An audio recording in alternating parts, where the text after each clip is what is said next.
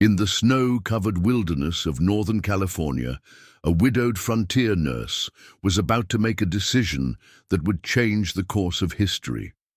What started as a routine morning check of her isolated cabin took a shocking turn when she came face to face with a dying Modoc warrior collapsed in the February snow. Sarah McKenna wasn't your typical frontier woman. For 18 months, she had spent her life as the territory's most skilled healer, known for her unwavering medical oath and fierce independence in a land torn apart by the brutal Modoc War. When she encountered the wounded stranger bleeding out in the bitter cold, she had no idea she was saving the life of Kintpuash, Captain Jack's younger brother and one of the most wanted war chiefs in the territory. Sarah's choice to risk everything for an enemy that would lead to an impossible ultimatum that could end a war or destroy her forever.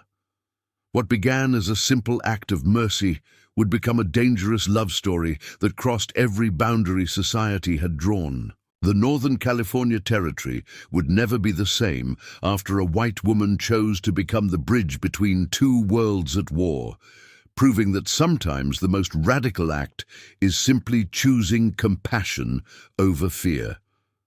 Before we jump back in, tell us where you're tuning in from, and if this story touches you, make sure you're subscribed, because tomorrow I've saved something extra special for you. The wind carried more than snow that February morning. It carried the metallic scent of blood. Sarah McKenna paused in her morning routine, coffee cup halfway to her lips, as something dark caught her eye through the frost-etched window of her cabin. Against the pristine white of the storm's aftermath, a shadow lay crumpled near the edge of her property line. Her pulse quickened. In these parts, during these times, shadows often meant trouble. She set down her cup with deliberate care, muscle memory from years of steady hands taking over. The Modoc War had turned the Northern California territory into a powder keg, and Sarah's isolated cabin sat uncomfortably close to the fuse. Every settler knew the stories: homesteads burned, families murdered, the endless cycle of violence that had consumed the region for months.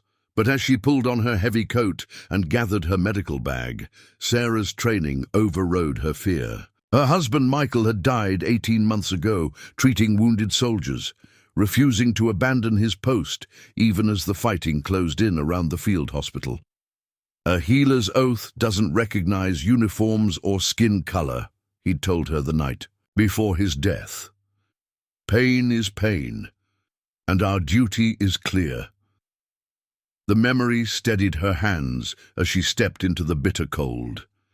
The figure in the snow wasn't moving. Dark hair fanned across white powder, and even from a distance, Sarah could see the crimson stains spreading beneath the still form. A man, unconscious or dead, wearing buckskin and beadwork that marked him unmistakably as Modoc. Sarah's breath formed crystalline clouds as she approached, her medical eye cataloguing details: multiple gunshot wounds, significant blood loss, skin with the grayish pallor of hypothermia. His breathing was shallow but present, barely. Without immediate treatment, he would die within the hour. She knelt beside him, professional assessment warring with the voice in her head that screamed warnings. Harboring a wounded Modoc warrior during active conflict wasn't just dangerous, it was potential suicide. Colonel Mitchell's patrols swept this area regularly, and the settlers in the nearest town had formed vigilante groups with shoot-on-sight orders for any Native Americans. But Sarah's hands were already moving, checking for pulse and examining the wounds. 3 bullet holes, one in the shoulder, one through the thigh, and a graze along his ribs that had bled heavily but wasn't immediately life-threatening. The shoulder wound worried her most. It was too close to major arteries, and infection had already begun to set in. "Damn," she whispered, then looked around quickly to ensure no one had heard her uncharacteristic profanity. The landscape remained empty except for the endless white of snow and the dark silhouettes of pine trees. Decision made, Sarah worked quickly to fashion a makeshift stretcher from her coat and two sturdy branches. The man was unconscious but heavy with muscle, and dragging him to her cabin took every ounce of her strength. By the time she got him inside and onto her kitchen table, her hands were shaking from exertion and adrenaline. The next hours blurred together in a haze of surgical procedure and desperate improvisation. Sarah worked by lamplight, removing bullets with instruments sterilized in boiling water, cleaning wounds that infection had already claimed, fighting to save a life while knowing that success might cost her own. As she worked, she studied his face. Strong features marked by pain, even in unconsciousness, skin weathered by outdoor living, but younger than she'd initially thought, perhaps 30 years old. His clothing, while practical, showed careful craftsmanship and decoration that suggested status within his tribe. This wasn't a random warrior, this was someone important. The discovery of his medicine bundle confirmed her suspicions. Hidden beneath his outer clothing, wrapped in sacred cloth, were items that spoke of spiritual significance. Carved bones, dried herbs, stones marked with symbols she didn't recognize but understood, were meaningful. Only someone of standing would carry such things into battle. By noon, Sarah had done everything. Her medical training allowed. The bullets were removed, wounds cleaned and stitched, infection treated with what supplies she had.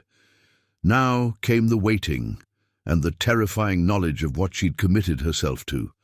She was burning his blood-stained buckskin shirt in her fireplace when the sound of approaching horses sent ice through her veins. Through her window, she could see the blue uniforms of a military patrol. 5 soldiers led by Sergeant Crawford, a man whose reputation for harsh treatment of Indian sympathizers was well known. Moving with practiced efficiency, Sarah dragged her patient from the kitchen table to the root cellar beneath her cabin floor. The man remained unconscious, fever burning through him, but his breathing had stabilized. She arranged blankets around him and left water within reach before securing the hidden entrance beneath a braided rug. The knock on her door came as she was washing blood from her hands in the basin. "Mrs. McKenna?" Sergeant Crawford's voice carried the authority of someone used to immediate compliance. "Routine patrol, ma'am. We are checking on folks after the storm." Sarah opened the door with what she hoped was appropriate settler concern. "Sergeant Crawford, please come in out of the cold." The soldiers entered, their eyes immediately scanning her small cabin. Sarah's heart hammered as Crawford's gaze lingered on the kitchen table where she'd performed surgery just hours before. "Everything all right here, ma'am? No signs of trouble?" "Just the storm," Sarah replied, grateful her voice remained steady. "Lost some shingles off the roof, but nothing I can't manage." Crawford nodded but continued his visual inspection. "We've had reports of Modoc movement in the area.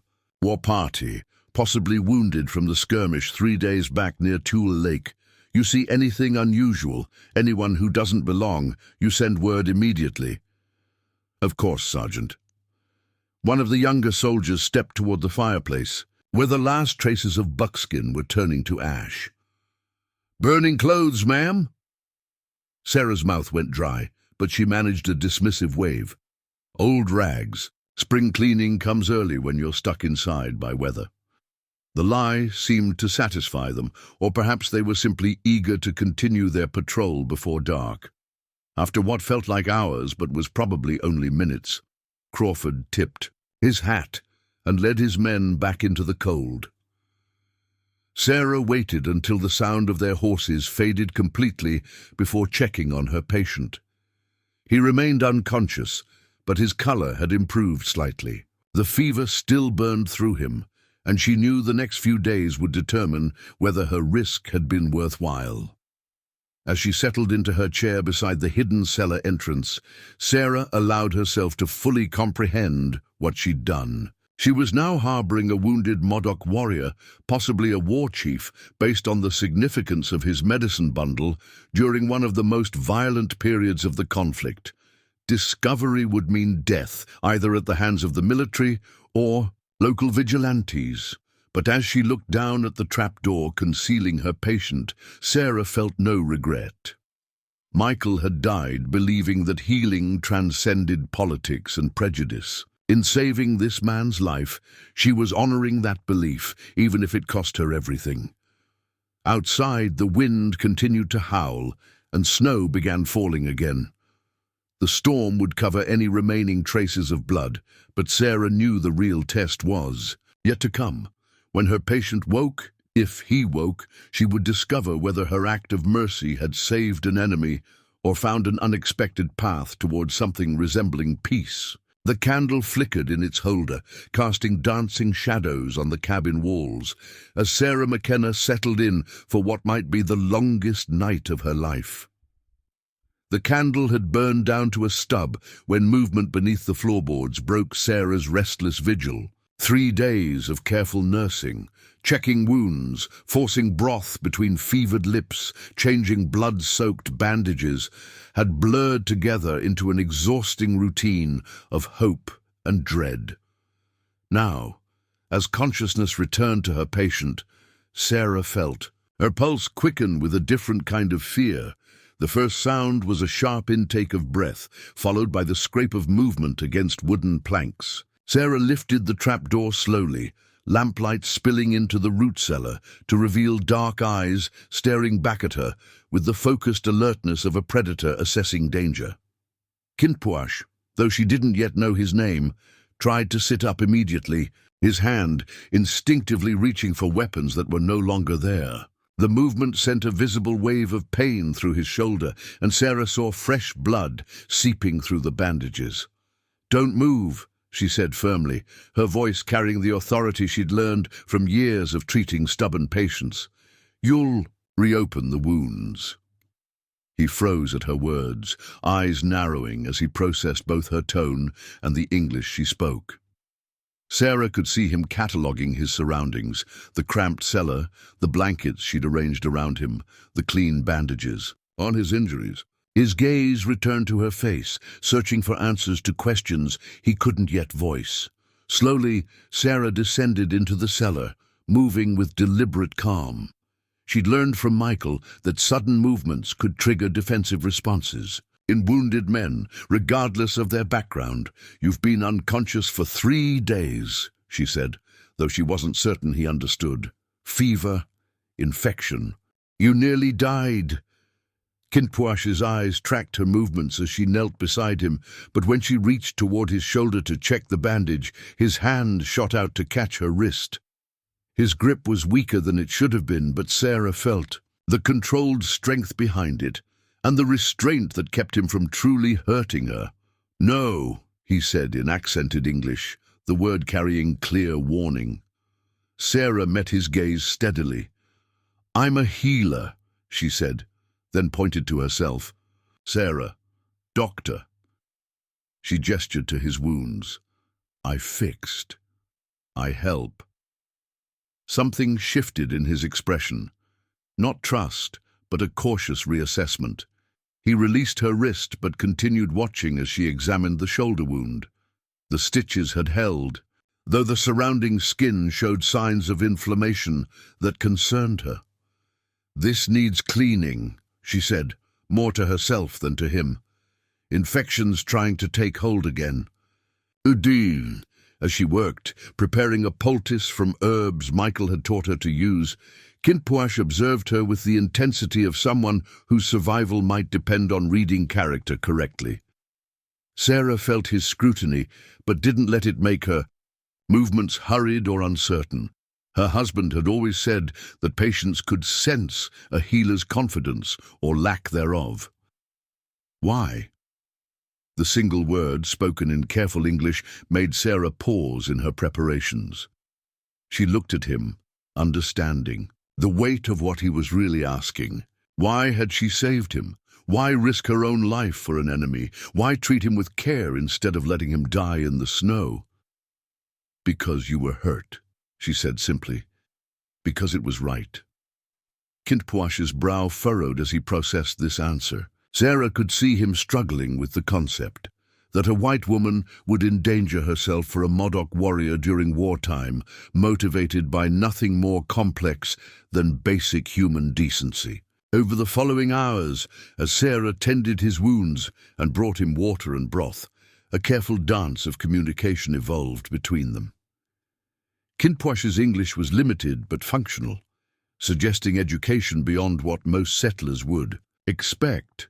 Sarah found herself slowing her speech, choosing simpler words, and relying increasingly on gestures to bridge the gaps in understanding. "Your name?" she asked, as she helped him drink water. He hesitated, and Sarah sensed the internal debate. Names carried power, identity, obligation. Finally, he said, "Kintpuash." The word sounded like wind through pine needles, foreign but somehow fitting. "Kintpuash," she repeated, trying to match his pronunciation. The slight nod he gave suggested she'd come close enough. As the day progressed, Sarah noticed Kintpuash watching her daily routines with increasing attention. When she prepared medicines, grinding herbs with a mortar and pestle, his eyes followed her movements with professional interest. When she checked and rechecked his bandages, she saw him observing her technique, noting the care she took to keep everything clean. "You know healing?" he said during one such examination, his words carefully chosen. Sarah nodded. "My husband taught me. He was doctor." She paused, old grief tightening her throat. "He died helping wounded soldiers, both sides." Something in her tone made Kintpuash look at her more sharply. "Soldiers killed him?" "Disease," Sarah said quietly. "He wouldn't leave the sick. Even when fighting came close, he stayed." She finished adjusting his bandage and sat back. Said healing has no enemies, only patience. Kintpuash was quiet for a long moment, processing this information. Sarah could see him fitting this new knowledge into his understanding of who she was and why she'd saved him. When he spoke again, his voice carried a different quality, not the wariness of a prisoner, but something approaching respect. "Your husband was brave, man. Foolish, maybe," Sarah said, though her smile softened the words. "But brave, yes." They fell into silence, but it was a more comfortable quiet than before. Sarah found herself studying Kintpuash's face in the lamplight, noting the intelligence in his dark eyes, the way he carried himself even while wounded. This wasn't the savage warrior her neighbors described in their fearful whispers. This was a man of depth and dignity, someone who understood honor and sacrifice. As evening approached, Sarah realized she faced a practical problem. Kintpuash was growing stronger, but he couldn't remain hidden in the root cellar indefinitely. His clothes, burned days ago to hide evidence, needed replacing. And despite the tentative trust building between them, she sensed his growing restlessness, the need of a proud man to be upright and capable rather than dependent. "I have clothes," she said finally. "My husband's. You need." She gestured at the blankets wrapped around him, and Kintpuash followed her gaze. For the first time since awakening, she saw something like vulnerability cross his features. Accepting her medical care was one thing. Wearing a dead white man's clothing was another level of dependence entirely. But practical necessity won out over pride. When Sarah returned with Michael's clothes, simple brown trousers, a white cotton shirt, and a wool vest, Kintpuash accepted them with a slight nod that somehow conveyed both gratitude and the weight of the obligation he felt. As she prepared their evening meal, simple stew made from preserved vegetables and dried meat, Sarah found herself moving with less tension than she'd felt in days. The man in her root cellar was no longer an unknown threat or a mysterious burden. He was Kintpuash, a person with his own story and struggles, someone capable of both strength and grace. When she brought him the bowl of stew, their fingers brushed briefly as he took it from her hands. Neither pulled away immediately, and in that moment of contact, Sarah felt the beginning of something she couldn't quite name. Not friendship yet. Two. Much separated them for that, but perhaps the possibility of understanding, the chance that two people from opposite sides of an impossible conflict might find common ground in their shared humanity. Outside the cabin, snow continued to fall, muffling the world in pristine silence. But beneath Sarah's floorboards, wrapped in her dead husband's clothes and eating food prepared by enemy hands, Kintpuash was beginning to see that the lines between friend and foe might not be as clear as he'd always believed. The real test of trust was yet to come, but as Sarah watched him eat with obvious appreciation for her cooking, she allowed herself to hope that healing, whether of wounds or of the deeper divisions between their peoples, might indeed be possible. The morning light filtering through Sarah's cabin windows had grown softer as February melted into March, and with it, the rigid formality between her and Kintpuash had begun to thaw. No longer confined to the root cellar, except during patrol. Times, he moved carefully around her small home, his strength returning in measured increments that both relieved and worried Sarah. Relief because it meant her medical care was working. Worry because his recovery meant decisions would soon need to be made about his future and hers. "Wokash," Kintpuash said, pointing to the coffee cup in Sarah's hands as she prepared for another day of changing his bandages. The Modoc word rolled off his tongue with the fluid musicality that Sarah had grown to appreciate. "Wokash," she repeated, though her pronunciation made him wince slightly. "Coffee, hot drink." "Good," he said in English, then added something longer in Modoc that she didn't understand, but that carried the rhythm of gentle teasing. These language lessons had become part of their daily routine, woven between medical examinations and shared meals.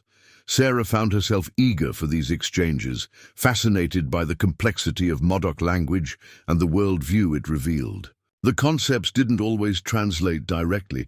Kintpuash had spent 20 minutes the previous day trying to explain a word that encompassed both the physical act of healing and the spiritual restoration of balance. "Your people," Sarah said. As she set down her cup and reached for her medical supplies, "they see healing differently than white doctors." Kintpuash nodded, settling himself in the chair they'd moved beside the window. The morning light was best for examining wounds, but Sarah had noticed he also seemed to find comfort in being able to see the forest beyond her cabin walls. "We see. Whole person. Body, spirit, connection to earth." He paused, searching for the right English words. "Your husband, he understand this?" Sarah's hands stilled momentarily on the bandage she was unwrapping. 3 weeks of these conversations had taught her that Kintpuash's questions were never casual. He was always probing, learning, trying to understand the people he found, himself among. "He was beginning to," she said carefully. "Toward the end, he talked about how native healers seemed to treat things he couldn't see or measure. He wanted to learn more, but—" She trailed off, the familiar weight of loss settling in her chest. "War came first," Kintpuash finished quietly.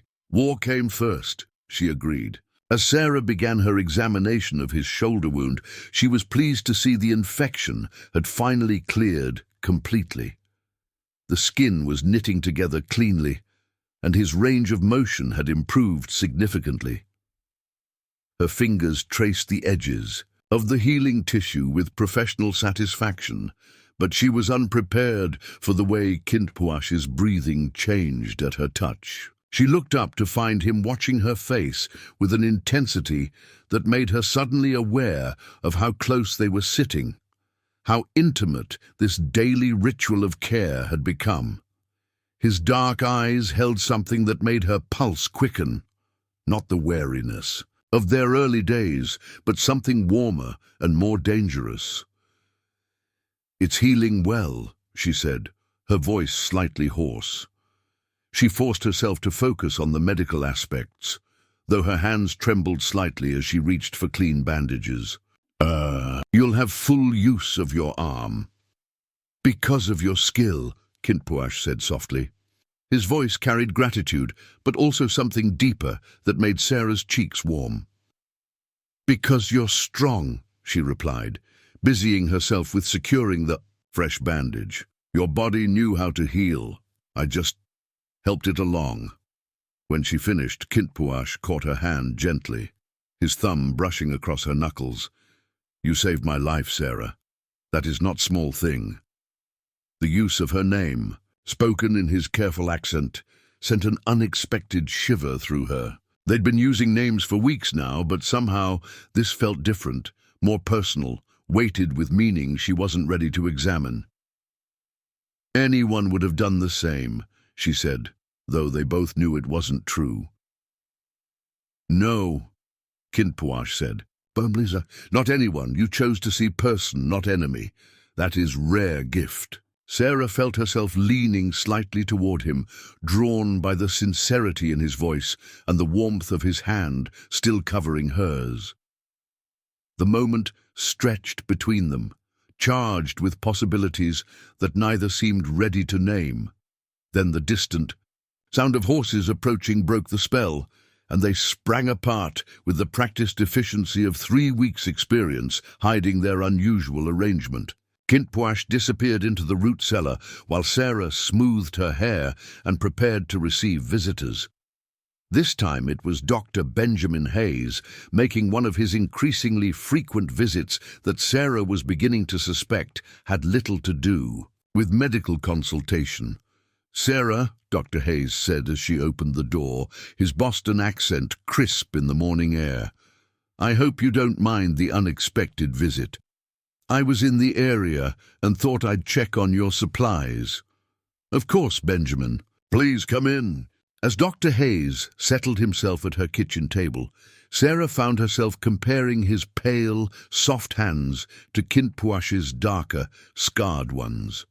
Where Kintpuash moved with the controlled grace of someone always aware of his surroundings, Hayes had the comfortable confidence of a man who'd never faced physical danger. "You look well," Hayes observed, his blue eyes studying her face. "The isolation agrees with you, though I must say I worry about you out here alone." "I'm quite capable of taking care of myself," Sarah replied, setting coffee before him. "Oh, I don't doubt your capabilities," Hayes said quickly, "but a woman of your refinement shouldn't have to live like this. You deserve better than scratching out an existence on the frontier." Sarah bristled at the implied criticism of her choices, but kept her voice level. "This is my home, Benjamin. My work is here." "Your work could be anywhere," he pressed. "In Boston, for instance.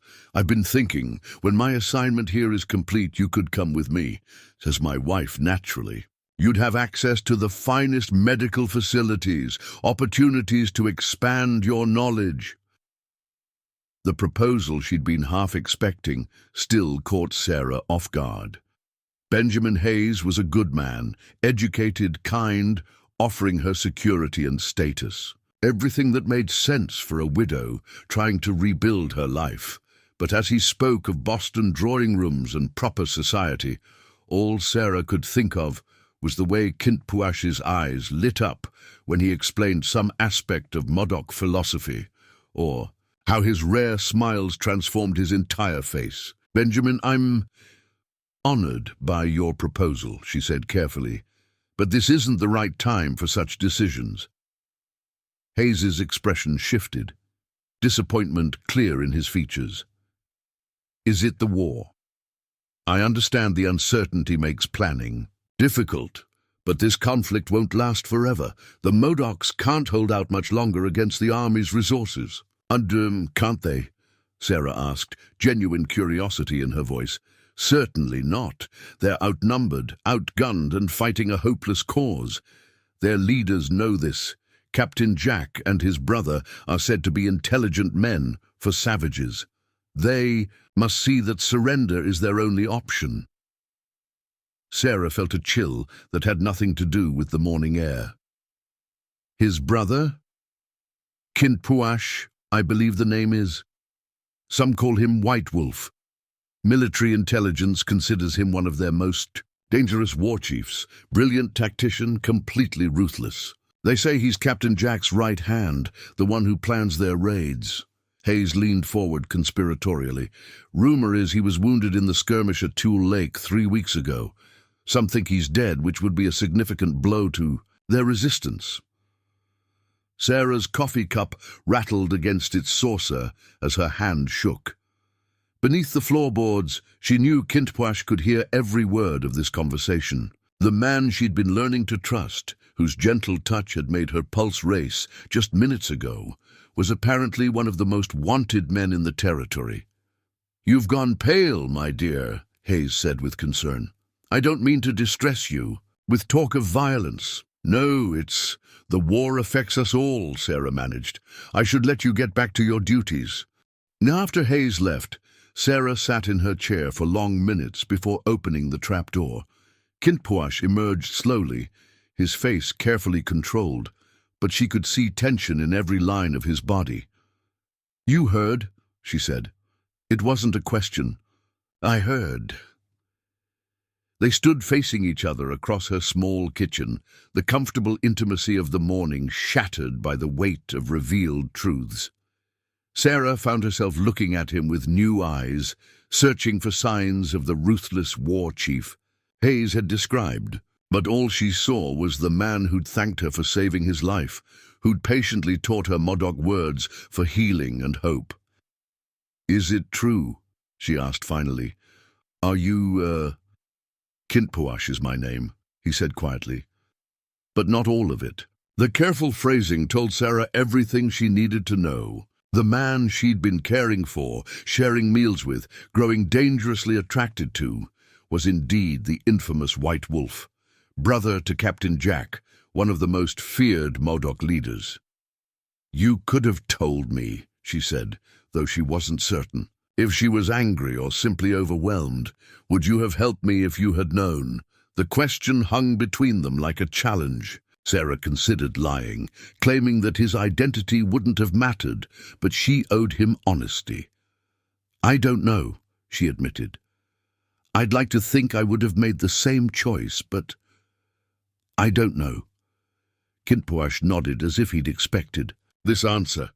"That is why I could not tell you, but now I know." Sarah moved to the window, looking out at the forest, where she'd found him bleeding in the snow. "The military is looking for you. If they find you here—" "They will kill me," Kintpuash said simply. "And probably you, for helping me." "Then you need to leave." The words came out more harshly than Sarah intended, driven by fear and the feeling of betrayal. "As soon as you're strong enough, you need to go back to your people." "Yes," he agreed quietly, "I will go." But as the day wore on, neither of them made any moves toward planning his departure. Instead, they fell back into their routine of shared meals and careful conversation, though now everything carried the weight of unspoken knowledge. Sarah found herself watching Kintpuash differently, trying to reconcile the gentleman who helped her with household tasks with the military, strategist who'd orchestrated raids against her people. That evening, as they sat by the fire after supper, Kintpuash began speaking in a low voice about his childhood, about learning to hunt and fight alongside his older brother, about the responsibility of leadership that had settled on his shoulders. At a young age, his words painted a picture of a people fighting not out of bloodlust, but out of desperation to preserve their way of life. "My brother and I, we want peace," he said, staring into the flames. "But peace with honor, not surrender, that makes us prisoners on reservations." "Is peace possible?" Sarah asked. "Really possible?" Kintpuash was quiet for a long moment. "I used to think no. Our peoples, they see only enemies across the fighting lines. But now—" He looked at her directly. "You saved my life. You saw a wounded man, not Modoc warrior. Maybe others could see the same way. And if they can't, then war continues, until one side is destroyed." His voice carried the weight of someone who'd seen too much death.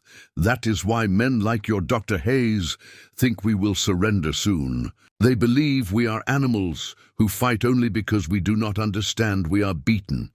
Sarah felt a flash of anger at the characterization, though she couldn't deny its accuracy. "They don't know you, don't know your people." "And we do not know them," Kintpuash admitted. "Until now, I thought all white settlers were like the ones who kill our women and children for sport. You have shown me this is not true." They sat in comfortable silence for a while, both lost in thought.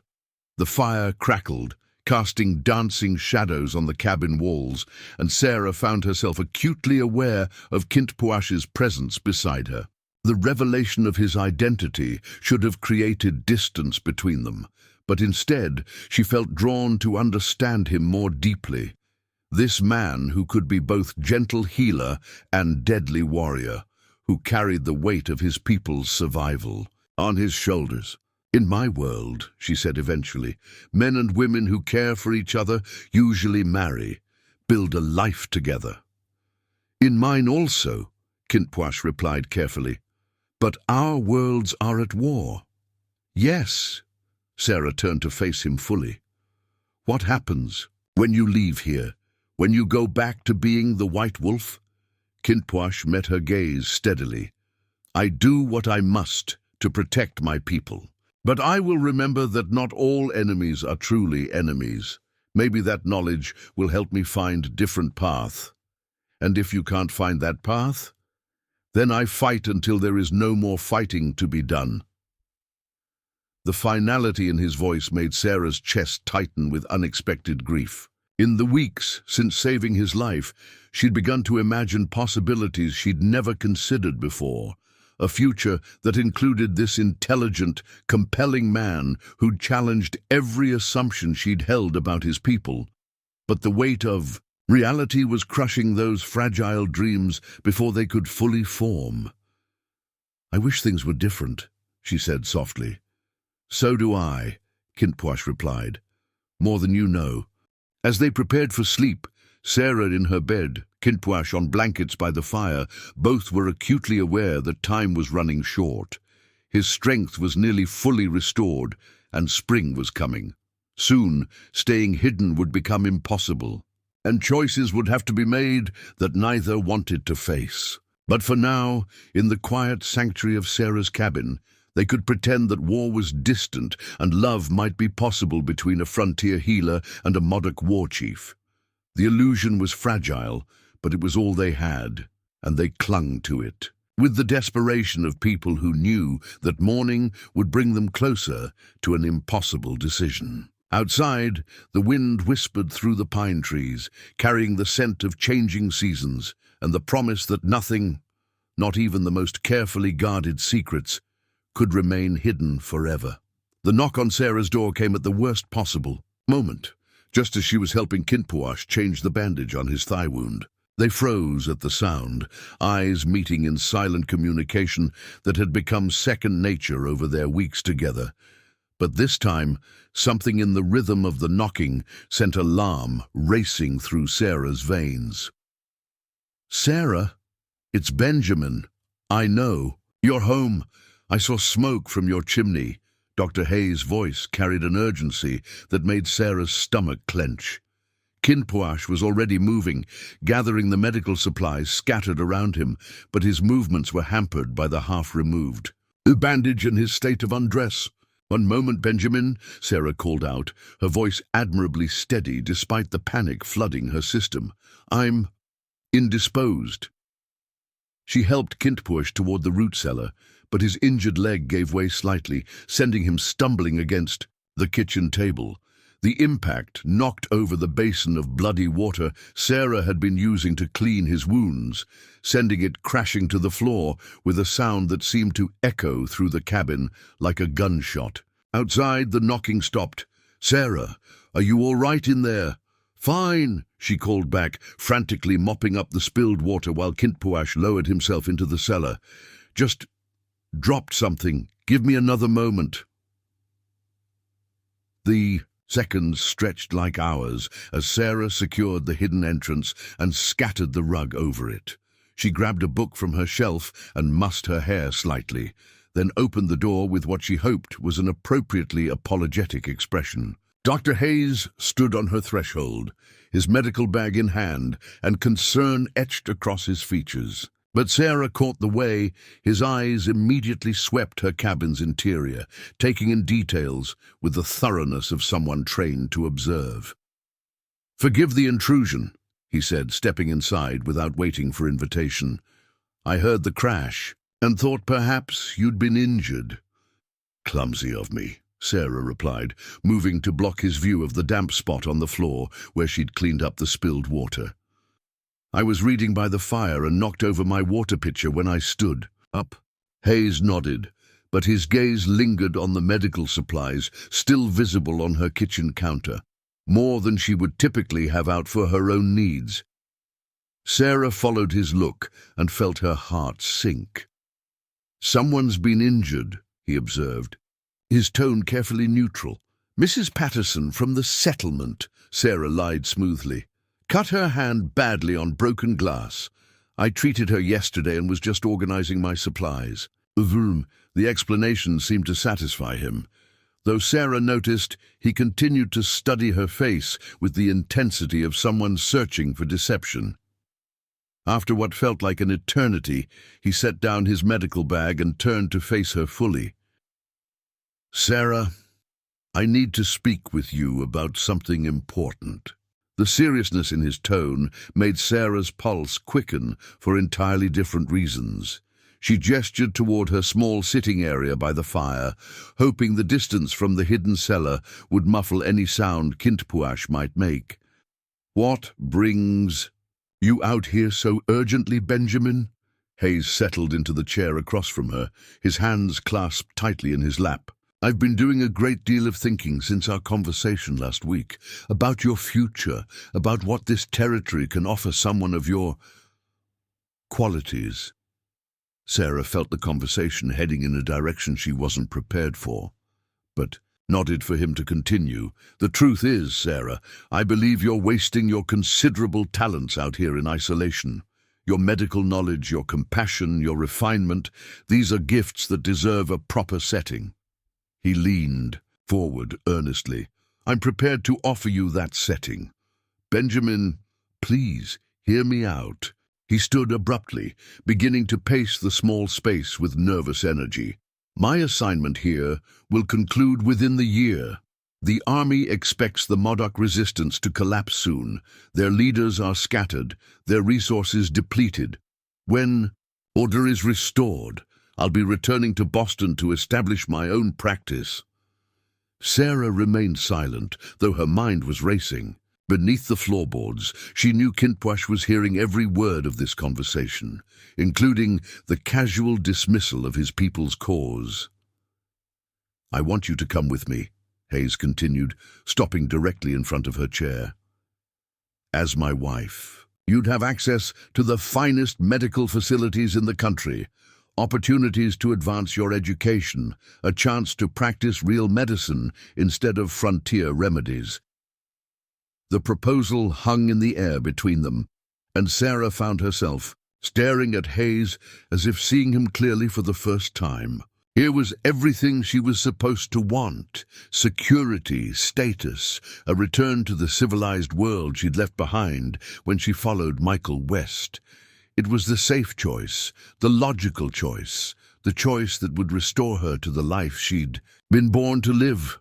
But as Hayes waited for her answer, all Sarah could think about was the way Kintpuash's eyes had softened when she told him about Michael's death, or how his rare smile transformed his entire face when she successfully pronounced a Modoc word. She thought about the philosophical discussions they'd shared by firelight, the growing understanding between two people from opposite sides of an impossible divide.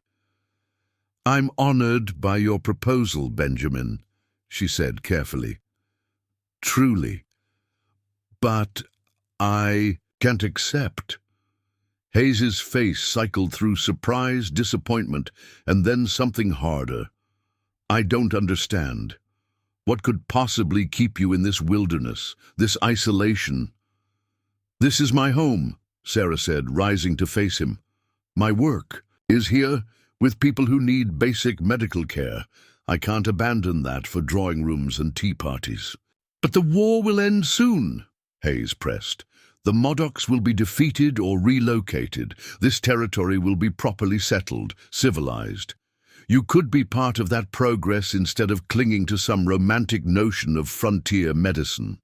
The dismissive tone in his voice, the casual assumption that everything she'd built here was somehow less valuable than what he offered, sent a flash of anger through Sarah that surprised her with its intensity. My work has value exactly as it is, she said firmly. I don't need civilization to make it meaningful. Hayes stared at her for a long moment, and Sarah could see him reassessing everything he thought he knew about her. This isn't like you, Sarah. This stubborn independence. It's not natural for a woman of your background. Perhaps you don't know me as well as you thought. The words came out more sharply than Sarah intended, but she found she didn't regret them. Hayes's expression darkened, and for a moment she glimpsed something unpleasant beneath his civilized exterior. I see, he said coldly. Well, I suppose isolation affects people differently. I hope you won't come to regret this decision when you're facing another harsh winter alone. After he left, Sarah sat motionless for several minutes, processing what had just occurred. She'd turned down security, respectability, and a chance to return to the world she'd been raised for. The decision should have felt reckless, even foolish. Instead, she felt oddly liberated, as if she'd finally admitted something to herself that she'd been avoiding. When she opened the root cellar, Kintpuash emerged slowly, his dark eyes searching her face with an intensity that made her pulse quicken. You heard, she said. I heard. He moved to stand before her, and Sarah was struck again by his natural dignity, the way he carried himself despite weeks of dependence on her care. You refused him? Yes, because of me. It wasn't a question, and Sarah found she couldn't deny it. Partly, but also because I'm not the same person I was when I came here. That life he offered, it belongs to someone I used to be. Kintpuash reached out slowly, giving her time to pull away, and touched her face gently. But you gave up safety for uncertainty. Your people will not understand this choice. No, Sarah agreed, leaning slightly into his touch. They won't. Preparing and narrating this story took us a lot of time, so if you are enjoying it, subscribe to our channel. It means a lot to us. Now back to the story. There is something I must tell you, Kintpuash said, his voice heavy with decision, about who I am. About why your choice will bring more danger than you know. Sarah felt her breath catch. They danced around the edges of his true identity for weeks, both knowing there were secrets between them, but neither willing to force the revelation. My brother, Kintpuash continued, is the one your people call Captain Jack. I am his war chief, his strategist. The man your Dr. Hayes spoke of, the one they think is dead, that is me. The words hit Sarah like a physical blow, though part of her had suspected something close to this truth. The careful way he spoke of military tactics, his obvious education, the respect he commanded even from her when he was at his weakest, it all pointed to someone far more important than an ordinary warrior. She began, then stopped, overwhelmed by the implications. I am Kintpuash of the Modoc people, brother to Kintpuash who leads our resistance, war chief and council member. His voice carried the weight of formal declaration. And I'm the man whose life you saved, who has learned to see the world differently because of your courage. Sarah sank into her chair, processing this revelation. She'd been harboring one of the most wanted men in the territory, falling in love with someone whose capture would be considered a major victory for the army. The danger to herself was enormous, But more than that, she finally understood the true weight of the choice she'd just made. "They'll never stop looking for you," she said quietly. No, and when they discover I was here, they will assume you were my captive or my collaborator. Either way, I'm a dead woman," Sarah finished. They stood facing each other across her small cabin, the comfortable intimacy of recent weeks transformed by the gravity of their situation. But as Sarah looked into Kintpuash's eyes, she found she didn't regret learning the truth. If anything, knowing who he really was made her feelings for him feel less like betrayal and more like the kind of love that could reshape the world. Dangerous, impossible, but absolutely real. The question now was what they would do with that knowledge, and how much time they had left before the outside world intruded on the fragile sanctuary they'd built together. The silence that followed Kintpuash's revelation stretched between them like a canyon, vast, dangerous, and requiring either retreat or a leap of faith. Sarah sat perfectly still, her hands folded in her lap, as she processed the magnitude of what he'd told her. The man she'd saved, nursed back to health, and begun to care for, was not just any Modoc warrior. He was one of the architects of the resistance that had held the United States Army at bay for months. "How many people have died because of your strategies?" she asked finally, her voice barely above a whisper. Kintpuash didn't flinch from the question. "Too many. Soldiers and warriors both, innocents caught between fighting lines." He moved to the window, gazing out at the forest where she'd found him. "But how many more would die if we surrendered without honor, if we let our people be herded onto reservations like cattle?" Sarah rose and joined him at the window, careful to maintain distance between them while her mind struggled with conflicting emotions. Is there no middle ground, no way to end this without more bloodshed? "I have spent 2 years searching for that middle ground," Kintpuash said, his voice heavy with the weight of failed hopes. "I have attended peace talks where white negotiators came with papers already written, offering only surrender disguised as treaty. I have watched them promise safety and then attack women and children. I have seen what becomes of tribes who trust white man's promises." The bitterness in his voice was earned, Sarah realized. She'd heard the stories from her own people. Broken treaties, promises of protection that turned into forced relocations, the systematic destruction of native ways of life. But she'd also heard stories from the other side. Burned homesteads, murdered families, the fear that gripped every settler community. "And yet you want peace," she observed. "Yes." He turned to face her, and Sarah saw the exhaustion of leadership in his dark eyes. "But peace with dignity. Peace that lets my people remain who they are, instead of becoming shadows of white men's imagination." Sarah moved to her kitchen table, the same table where she'd first operated on his wounds, and sat down heavily. "Tell me about the war from your perspective. Help me understand." For the next hour, Kintpuash spoke in measured tones about the events that had led to the current conflict. Sarah listened without interruption as he described the steady encroachment of settlers onto Modoc lands, the government officials who made promises they couldn't keep, the pressure from his own people to respond to violence with violence. "My brother believes we can fight until the soldiers give up and leave us alone," Kintpuash said. "But I know the white man's numbers. I have seen their weapons, their determination to claim every piece of land from ocean to ocean. We cannot win a war of destruction. Then why continue fighting? Because surrender means death, just slower death.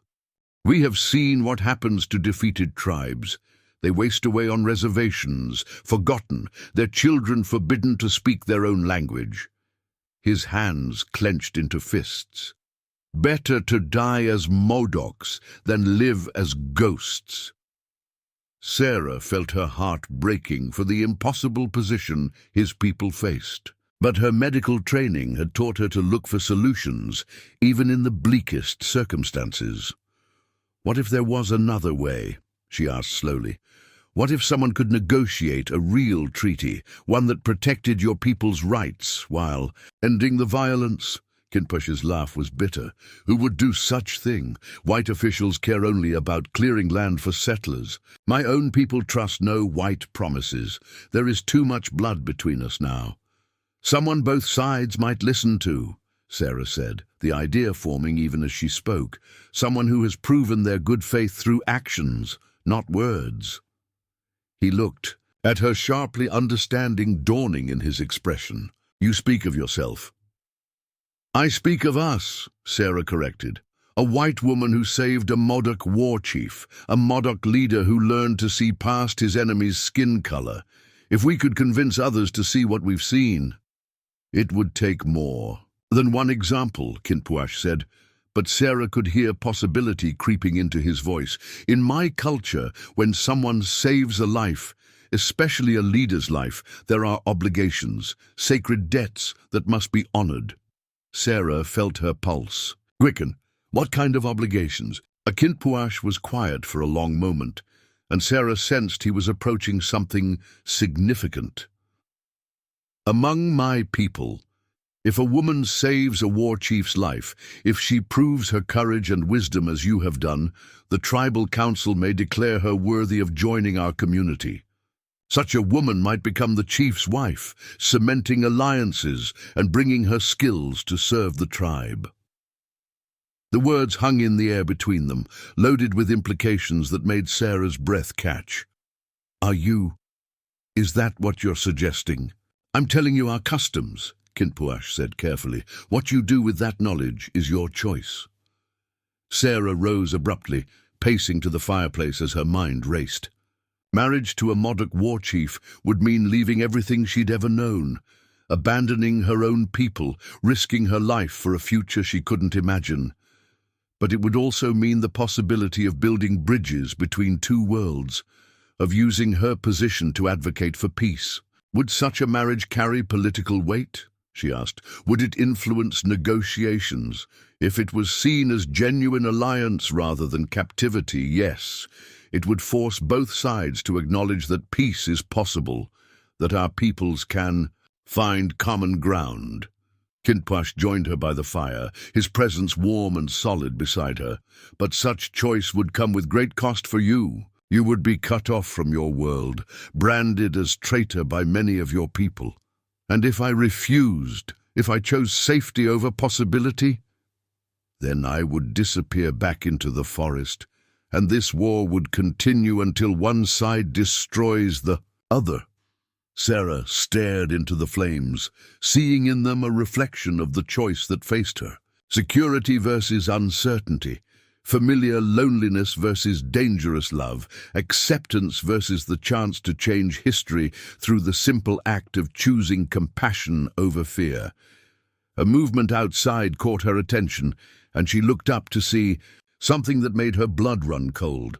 In the distance, thin columns of smoke were rising from several points in the forest, too regular and spaced to be natural fires. Kintpuash, she said quietly, pointing toward the window. He moved to see what she'd noticed, and his entire body went rigid. Smoke signals. My people are searching for me. How long do we have? Perhaps a day, maybe two. They are moving, carefully, checking every valley and clearing. He turned to face her, and Sarah saw the weight of decision in his dark eyes.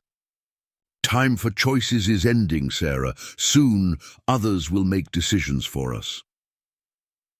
Outside, the smoke signals continued to rise against the clear spring sky, each one a reminder that their sanctuary was dissolving.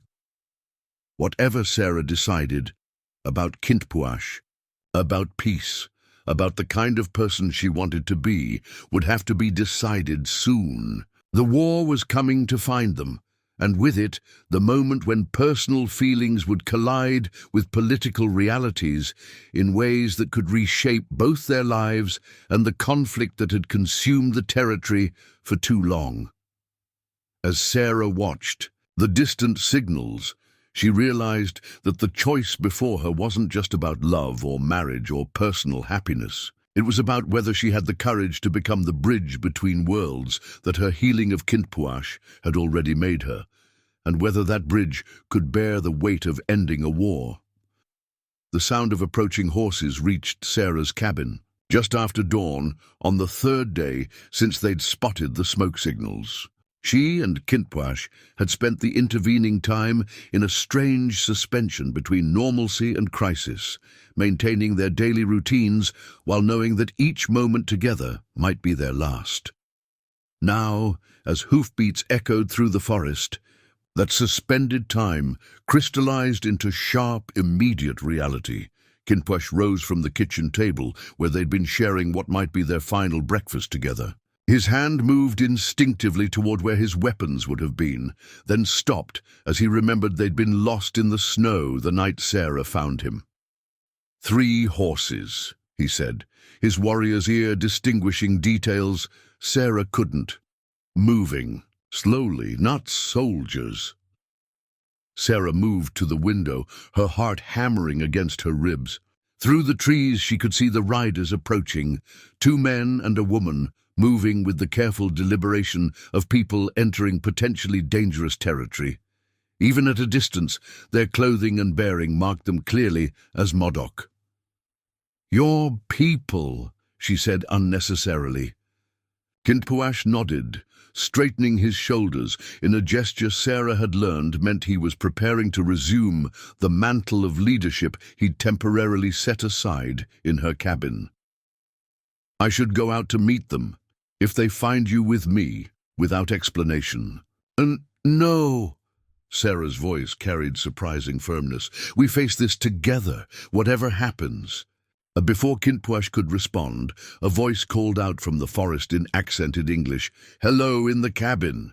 We come in peace to speak with the woman who lives here." Sarah and Kintpuash exchanged glances. The fact that they'd announced themselves in English suggested they were prepared for negotiation rather than confrontation. "I'm coming out," Sarah called back, then looked at Kintpuash. "Stay close to the door, but let me speak first." She stepped onto her small porch to find 3 riders stopped at the edge of her clearing. The woman in the center was perhaps 40 years old, with the dignified bearing of someone accustomed to authority. Her clothing blended Modoc and white styles, buckskin leggings beneath a wool skirt, traditional beadwork adorning a white woman's blouse. This had to be Toby Winema, the half-Modoc translator Sarah had heard mentioned in military dispatches. Beside her sat an older man whose weathered face spoke of decades of hard decisions.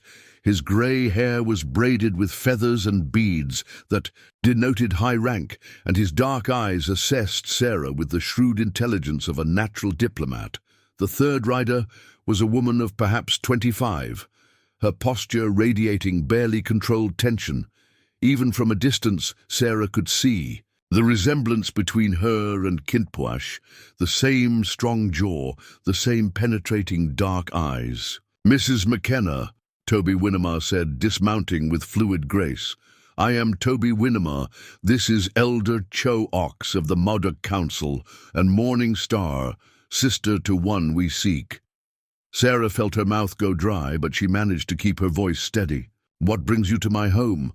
"We search for a war chief who was lost in battle 3 weeks past," Chook said, his English heavily accented but clear. "Tracks led us to this place before snow covered them." From inside the cabin came the sound of the door opening, and Kintpuash stepped onto the porch beside Sarah. His appearance sent visible shock through all 3 visitors. Chooks straightened in his saddle as if struck, while Morningstar let out a sharp exclamation in Modoc.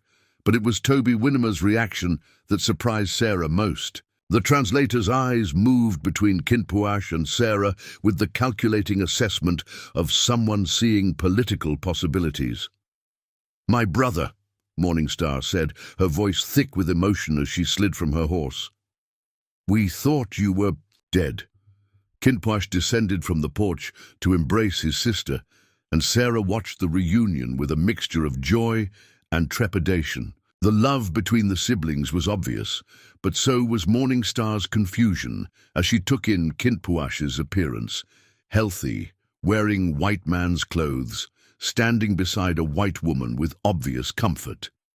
Elder Chooks dismounted more slowly, his aged joints protesting, but his eyes never left Sarah's face. When he spoke, it was in Modoc, and Sarah caught the formal cadence of ritual speech. "He asks how you came to possess our war chief," Toby Winnemar translated. "He wishes to know if you hold him as prisoner or if you claim some other authority over him." Sarah felt heat rise in her cheeks at the implication, but before she could respond, Kintpuash spoke rapidly in Modoc, gesturing towards Sarah with obvious respect. His words seemed to surprise the elder, whose eyebrows rose incrementally. "He says you found him dying in the snow," Toby translated, "that you saved his life at great risk to yourself, asking nothing in return. He says you have shown him honor and kindness, that you are a healer of great skill and moral strength." Morningstar's sharp gaze fixed on Sarah with new intensity. She spoke to her brother in rapid Modoc, her tone carrying what sounded like challenge or accusation. Toby's translation was diplomatic. "Morningstar asks what influence you have wielded over her brother, what magic you have used to make him speak of white people with such unusual warmth." "No magic," Sarah said firmly, "only medical care and common courtesy." This prompted another exchange in Modoc, with all three visitors speaking at once until Elder Chooks raised his hand for silence. When he spoke again, his words carried the weight of formal declaration. "The elder says that according to Modoc law, you have created a life debt," Toby translated carefully. "When a woman saves the life of a war chief, especially through weeks of dedicated care, she gains certain rights and obligations under tribal custom." Sarah felt the ground shifting beneath her feet. What kind of rights and obligations? Toby glanced at Kintpuash before continuing. "In the old ways, such a woman would be honored as one who has proven her worth to the tribe. She would be invited to join the community, usually through marriage to the chief whose life she saved. The union would cement her position and ensure the life debt is properly honored." The words hit Sarah like a physical blow. She'd known this possibility existed. Kintpuash had hinted at it during their conversation about customs. But hearing it stated as formal law by a tribal elder made it suddenly terrifyingly real. "I'm honored by your customs," Sarah said carefully, "but I'm not Modoc. I don't know if such arrangements apply to—" "Blood does not matter," Elder Chooks interrupted in English, his accent making the words sound even more final. "Actions matter. You proved your worth through deeds, not birth." Morningstar spoke again, her tone sharp with what Sarah was beginning to recognize as protective concern for her brother. Toby's translation was even more diplomatic this time. "Morning. Star wonders if a white woman can truly understand what it means to be wife to a Modoc war chief. She asks if you are prepared for the sacrifices such a life would require." Before Sarah could respond, Kintpuash stepped forward and addressed his sister directly. His words were passionate but respectful, and Sarah caught the rhythm of someone making a careful argument.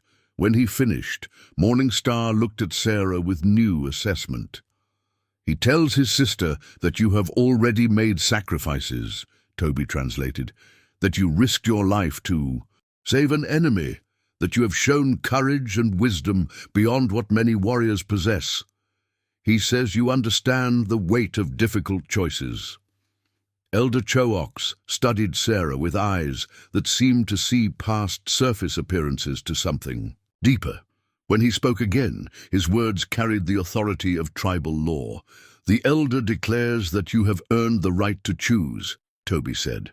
"You may accept the honor of joining our tribe through marriage to Kintpuash, or you may refuse and remain in your own world. But he warns that if you choose marriage, it must be complete. You would become Modoc in all ways, sharing our struggles and our fate." Sarah felt the weight of three cultures pressing down on her: the Modoc customs that offered her a place in their world, the white society that would brand her a traitor for accepting, and her own moral code that demanded she consider the larger implications of any choice she made. "I need time to think," she said finally. "This is a great deal to consider." Elder Choax nodded approvingly. "Wisdom speaks slowly," he said in English. "We will make camp near here while you decide, but time is short. Soldiers search for our war chief and for the woman who hides him. Soon choice will be made for you if you do not make it yourself."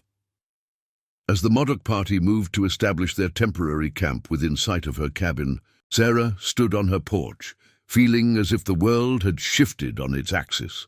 The choice she'd been contemplating in theoretical terms had become immediate and concrete, with representatives of Modoc law waiting for her answer. Inside the cabin, Kintpuash waited as well, his own fate tied to whatever decision she would make. The weight of that responsibility for his life, for potential peace between their peoples, for her own future, pressed down on Sarah's shoulders like a physical burden. But as she watched Morning Star help her elderly companion dismount, saw the careful respect with which they treated both her property and her person, Sarah felt something unexpected, not fear of the unknown, but curiosity about what kind of life might be possible if she had the courage to step across the cultural divide that separated her from the man who had become so much more than a patient. The tribal council had arrived, and with them, the moment when Sarah would have to choose not just between two men, but between two entirely different ways of being in the world. The ride to the settlement took Sarah nearly 3 hours, each mile carrying her further from the strange sanctuary she'd built with Kintpuash, and deeper into a world that suddenly felt foreign, despite being her own. The spring morning was crisp and clear, but Sarah barely noticed the budding wildflowers or the way sunlight filtered through pine branches.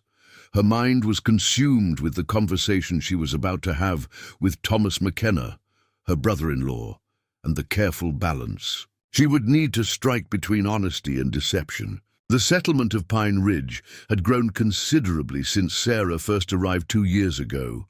What had been a collection of rough cabins and a single trading post was now a proper town with a main street, a church, and even a small hotel for traveling businessmen.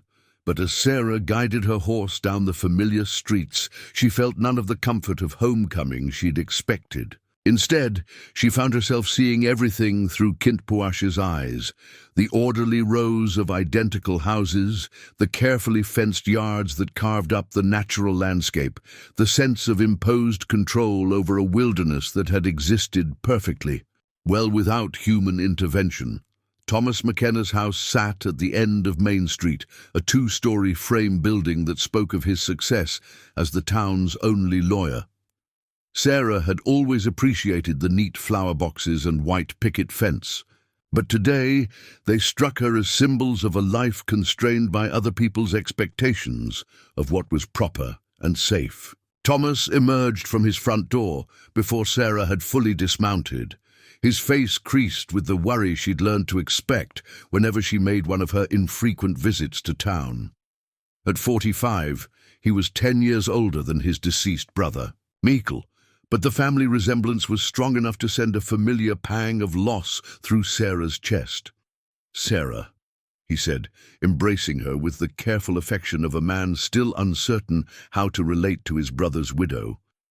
"I was beginning to worry. It's been over 2 months since your last visit."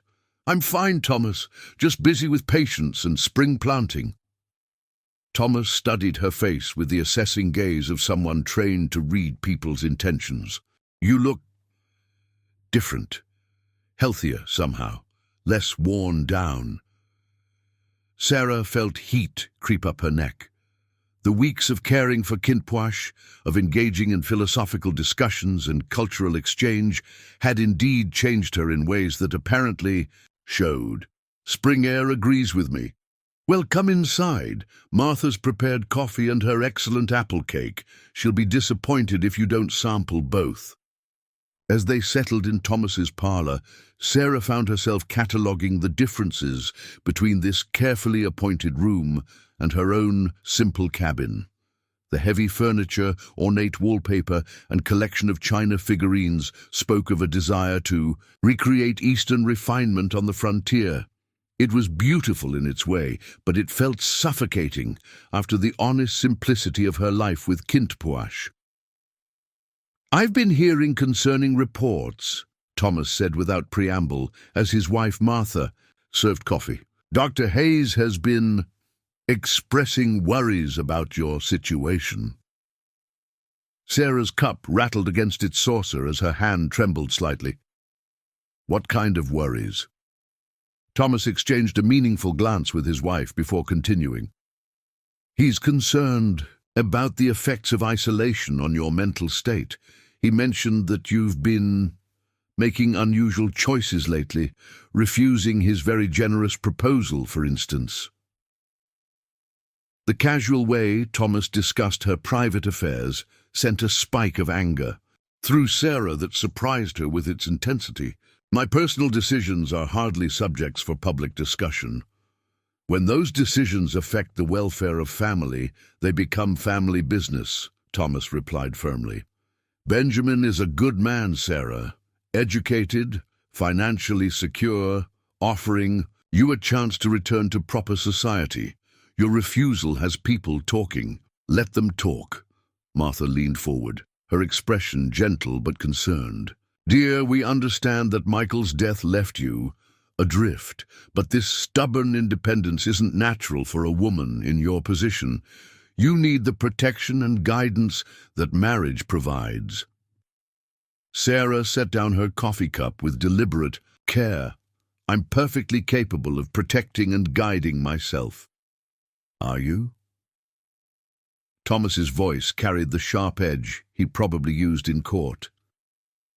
"Living alone in the wilderness, refusing all offers of assistance, turning down an advantageous marriage. These aren't the actions of a rational woman." The implication in his words made Sarah's blood run cold. "Are you suggesting I'm mentally incompetent?" "I'm suggesting you're a woman under considerable strain who might benefit from the guidance of those who care about you," Thomas said carefully. "Benjamin has mentioned certain irregularities in your behavior, times when you seemed distracted or secretive, occasions when you appeared to be hiding something." Sarah felt the walls of her careful deception beginning to crumble. Dr. Hayes had been watching her more closely than she'd realized, noting the small signs of stress that came from harboring a secret that could cost her life. "What exactly has Dr. Hayes told you?" Martha answered this time, her voice heavy with concern. "He's mentioned finding medical supplies scattered around your cabin in quantities suggesting you'd been treating serious injuries.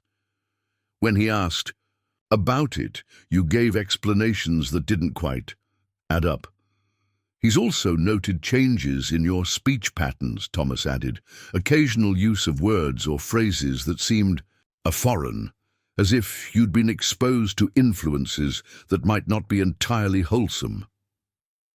Sarah's heart hammered against her ribs as she realized how thoroughly her secret had been compromised.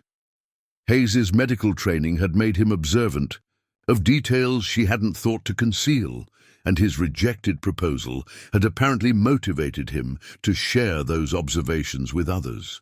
"There's also the matter of the unusual activity in your area," Thomas continued. "Military scouts have reported signs of Modoc presence near your property. Colonel Mitchell is organizing a patrol to investigate." The room seemed to spin around. Sarah, as the full implications of this news hit her. Not only had her secret been discovered, but military action was already being planned.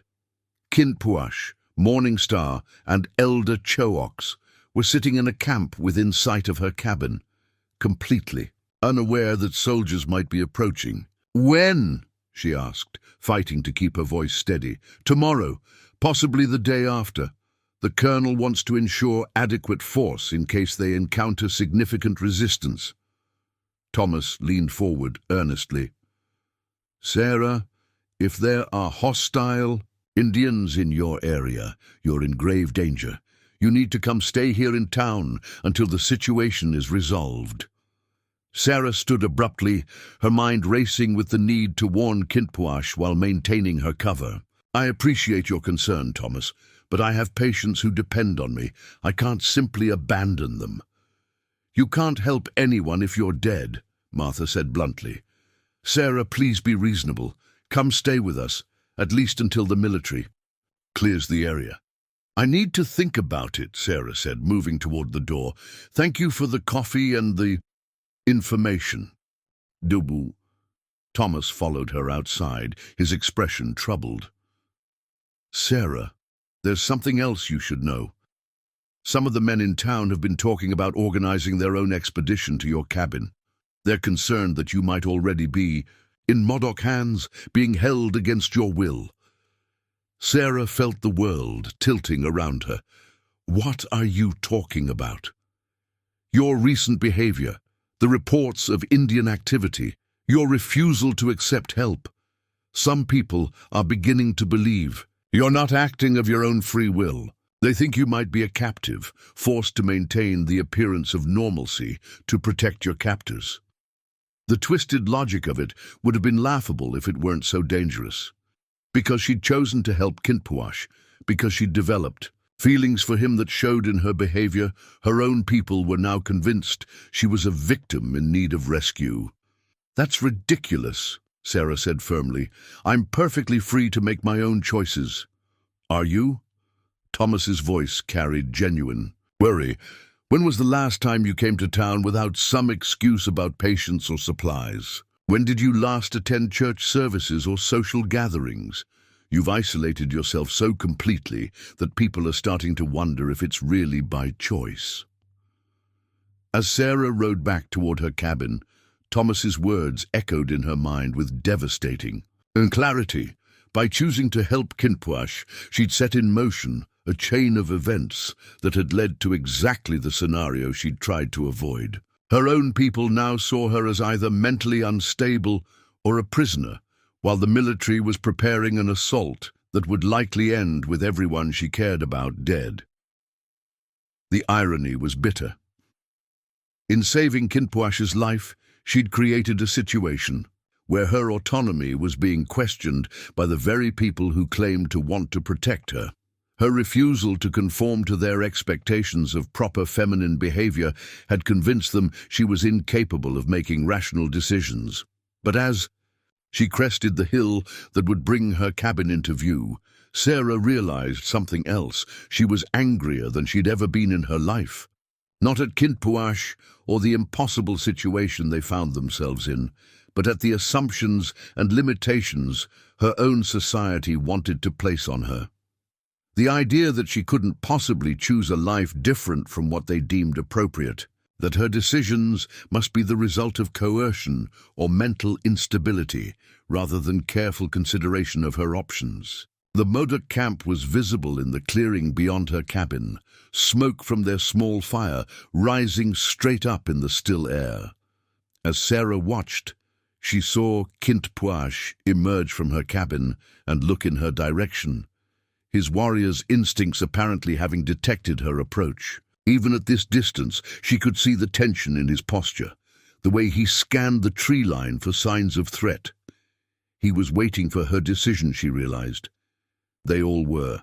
Morning Star, Elder Chooks, Toby Winnemar, but also Colonel Mitchell and his soldiers, Dr. Hayes, with his concern for her mental state, Thomas with his brotherly protection, and the townspeople with their rescue fantasies. Everyone wanted to make choices for her, to decide what was best for a woman they saw as either victim or incompetent. But as Sarah guided her horse down the familiar path to her cabin, she felt a fierce certainty crystallizing in her chest. She was done being protected, guided, and rescued by people who couldn't see past their own assumptions about what her life should look like. Tomorrow or the next day, soldiers would come with violence and good intentions. Tonight, she would make the choice that was hers to make, regardless of what anyone else thought was best for her. The weight of that decision and its consequences settled on her shoulders like a familiar burden. But for the first time since finding Kintpuash bleeding in the snow, Sarah felt completely sure of her path forward. The world might see her choice as madness or betrayal, but it was her choice to make, and she was done apologizing for the courage to make it. Sarah's horse was still breathing hard from the urgent ride back from town when she saw Kintpuash emerge from the tree line near the Modoc camp, his face grim with purpose. The sight of him, tall, strong, moving with the controlled grace she'd come to love, sent both relief and fresh alarm through her system. He was alive, unhurt, but the tension in his bearing told her that decisions were being made, plans set, in motion, that might carry him away from her forever. "Sarah," he called as she dismounted, and she heard the weight of farewell already creeping into his voice. "We must speak."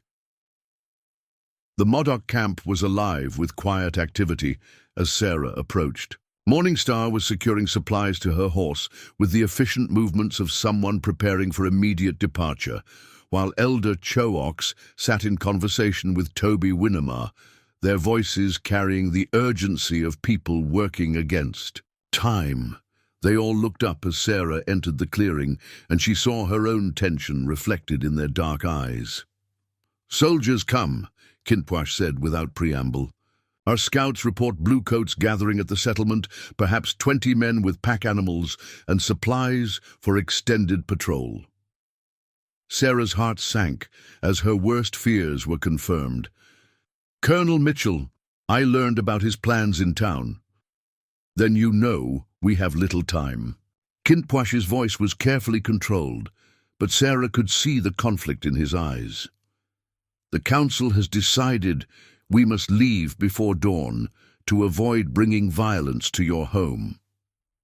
"What about—" Sarah began, then stopped, realizing how selfish the question sounded.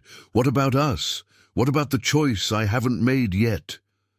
Elder Chooks spoke in Modoc, his words carrying the formal cadence of ritual pronouncement. Toby Winnemar translated, her voice gentle but firm.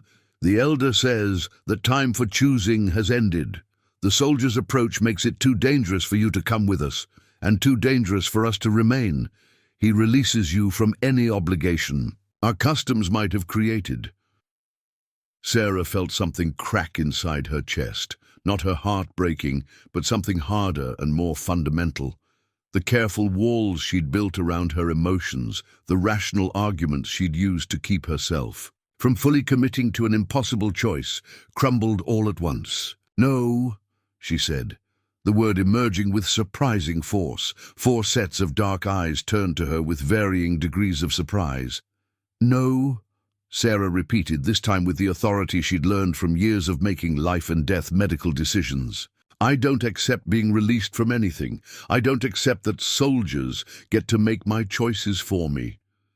Kintpuash stepped closer, his expression shifting from resignation to something like hope. "Sarah, I've spent the last 3 hours listening to people tell me what I should do, what's best for me, what choices a rational woman would make." Sarah's voice grew stronger with each word. "My brother-in-law thinks I'm mentally unstable because I won't marry Dr. Hayes. The townspeople think I'm a prisoner because I don't behave the way they expect. The military thinks they need to rescue me from choices I've made freely." Morningstar spoke sharply in Modoc, and Sarah caught the tone of challenge even without understanding the words. "She asks if you understand what you are saying," Toby translated carefully. "If you truly comprehend what joining our people would mean." Sarah turned to face Morningstar directly, seeing in the younger woman's fierce expression the same protective instinct she'd observed in Kintpuash. "I'm saying that I love your brother. Not because he's my patient, not because of some life debt or tribal custom, but because he's shown me what it means to choose principle over safety, to see past the boundaries others have drawn for us. The camp fell silent, except for the crackling of their small fire and the distant sound of wind through pine branches.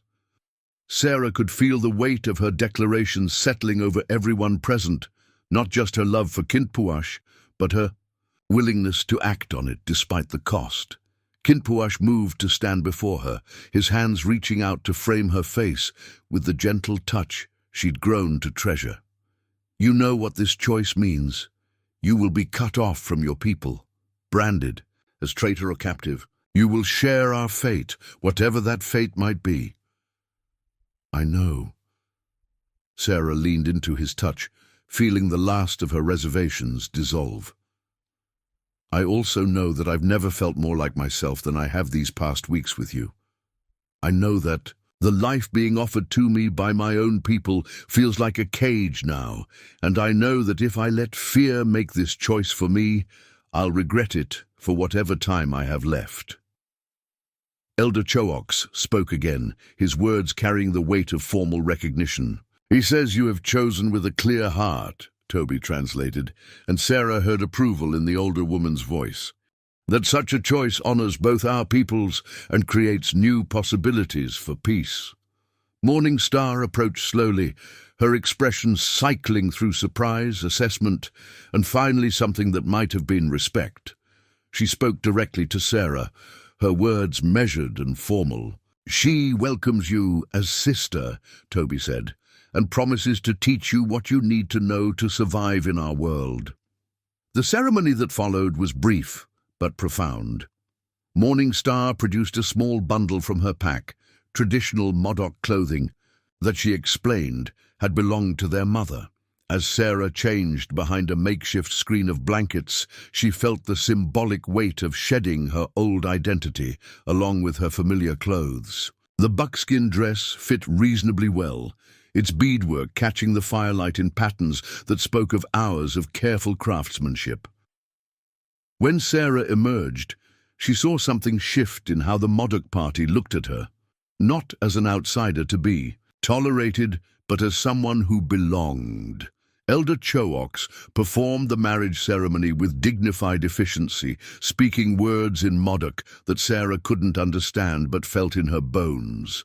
The ritual involved sharing water from a carved wooden bowl, exchanging simple rings fashioned from twisted grass, and formal declarations that Toby translated for Sarah's benefit. "You are now wife to Kintpuash, daughter to the Modoc people," the elder pronounced in English when the ceremony concluded. "Your children will be our children, your fate our fate." As Kintpuash took her hands in his, Sarah felt the last bridge to her old life burning behind her. There would be no going back now. She was irrevocably committed to a future she couldn't fully imagine, tied to a people at war with everything she'd once been. But when Kintpuash kissed her gently, formally sealing their union, Sarah felt only certainty. This was her choice, made freely and with full knowledge of its consequences. The practical preparations that followed brought the reality of their situation into sharp focus. Sarah had perhaps 2 hours to gather whatever possessions she could carry, select medical supplies that might serve the Modoc community, and prepare for a life that would bear no resemblance to anything she'd known. As she moved through her cabin collecting herbs, surgical instruments, and the few personal items she couldn't bear to leave behind, Sarah found herself seeing her home through new eyes. The careful arrangement of medical supplies, the books that had been her companions. Through long evenings, the small comforts she'd created for herself, all of it felt like artifacts from someone else's life. "Take only what you cannot replace," Morning Star advised in halting English, appearing in the cabin doorway. "We travel fast and far."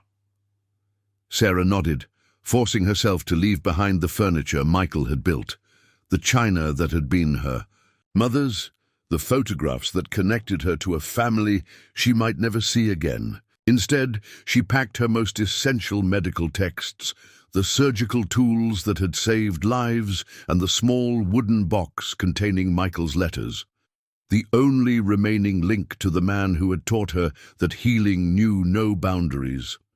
As she worked, Kintpuash appeared beside her, moving with the quiet efficiency of someone accustomed to rapid departures under dangerous circumstances. "You mourn what you leave behind," he observed, watching her face as she made difficult choices about what to abandon. "Some of it," Sarah admitted, "but less than I expected. Most of what mattered here was the work, and I can do that work anywhere there are people who need healing. And the loneliness, living apart from your people." Sarah considered this. "Seriously, I've been lonely in my own world, surrounded by people who thought they knew what was best for me. I don't think I'll be lonely in yours." A scout appeared at the cabin door, speaking rapidly in Modoc. The urgency in his voice made everyone in the room tense. "Soldiers move faster than expected," Toby translated grimly. "They will reach this area before dawn. We must leave now." The final preparations took on desperate speed. Sarah secured her medical pack and the few belongings she'd chosen to keep, while the Modoc party readied their horses and eliminated all traces of their camp. Within minutes, they were mounted and moving toward the tree line, leaving behind the clearing where Sarah had built her solitary life. As they paused at the edge of the forest, Sarah turned for one last look at her cabin. In the distance, she could see the faint glow of torches or lanterns, the approaching military patrol that would arrive to find an empty house and evidence of her choice. Tomorrow, the townspeople would discover that their rescue mission had been unnecessary. Sarah McKenna hadn't been a captive in need of liberation. She'd been a woman who chose love over safety, principle over convenience, and an uncertain future over the security of staying within familiar boundaries. The irony wasn't lost on her that in choosing freedom to make her own decisions, she was ensuring that many would see her as enslaved or coerced. But as Kintpuash guided his horse close to hers and reached out to squeeze her hand, Sarah felt only the fierce joy of finally knowing who she was and what she wanted. Behind them, her old life was already becoming memory. Ahead lay a future she couldn't predict, among people she was still learning to understand, in a culture that would challenge everything she thought she knew about herself. But she was riding toward that future, beside the man she loved, carrying skills that could help his people, and bearing the possibility that their union might somehow contribute to ending the violence that had consumed too many lives on both sides. As they disappeared into the forest, Sarah McKenna, now wife to a Modoc War chief, daughter to a people at war, finally understood what Michael had meant when he said that healing recognized no boundaries. Sometimes the most profound healing required not just medical skill, but the courage to cross lines that others insisted were uncrossable. The sound of their horses' hooves was muffled by pine needles as they rode deeper into the wilderness, carrying with them the fragile hope that love might indeed prove stronger than the hatred that had divided their peoples for too long. The sound of approaching horses reached them just as the last of the camp was being dismantled. Sarah's heart lurched as she recognized the disciplined cadence of military mounts, not the careful, quiet approach of scouts, but the bold advance of soldiers who expected to face minimal resistance. They'd been discovered with perhaps minutes to spare. Kintpuash immediately raised his hand, signaling the party to halt their departure preparations. His warrior's instincts had taken over, and Sarah watched him mentally catalogue defensive positions, escape routes, and the tactical situation they now faced. But when he looked at her, she saw something else entirely. A man calculating not how to win a fight, but how to protect the woman he loved. 20 soldiers, maybe more, he said quietly, his ears distinguishing details in the approaching hoofbeats that Sarah couldn't detect. They move with confidence. They think they come to rescue helpless woman from savage captors, Elder Choak spoke rapidly in Modoc, his weathered hands moving in gestures that Sarah was beginning to recognize as tactical signs. Morningstar responded with sharp words that needed no translation. She was arguing for immediate withdrawal into the forest.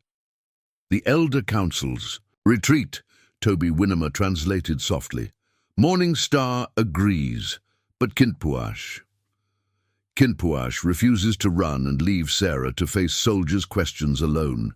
Kintpuash finished in English, his voice carrying the finality of a man who'd made his decision. Then we stay together, Sarah said firmly.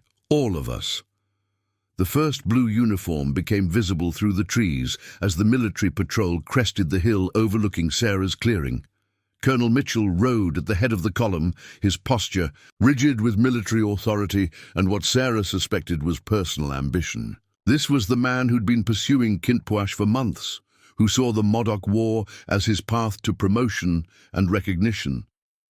But it was the sight of Dr. Benjamin Hayes riding beside the colonel that sent ice through Sarah's veins. Hayes carried his medical bag with official importance, and his presence here could only mean one thing. He'd convinced Mitchell that Sarah required medical intervention, that her recent behavior indicated mental instability requiring professional assessment. Mrs. McKenna. Colonel Mitchell's voice cut across the clearing as the patrol deployed in a loose semicircle around the Modoc party. Step away from those Indians immediately. You're safe now. Sarah felt 20 pairs of eyes fixed on her, soldiers seeing. A white woman they believed was being held captive, Modocs seeing their new sister facing the test of her commitment, and somewhere in the middle, two men whose response to this moment would determine whether blood was shed. She stepped forward, placing herself between the soldiers and the Modoc party, and felt the weight of history pressing down on her shoulders. "I'm perfectly safe, Colonel Mitchell," she said, her voice carrying clearly across the clearing. "And I'm exactly where I choose to be." Mitchell's expression shifted from confidence to confusion to something darker as he processed her words. "Mrs. McKenna, you've obviously been under considerable duress. These savages have clearly coerced you into—" "No one has coerced me into anything," Sarah interrupted, her voice growing stronger with indignation. "I've made my choices freely, with full understanding of their implications."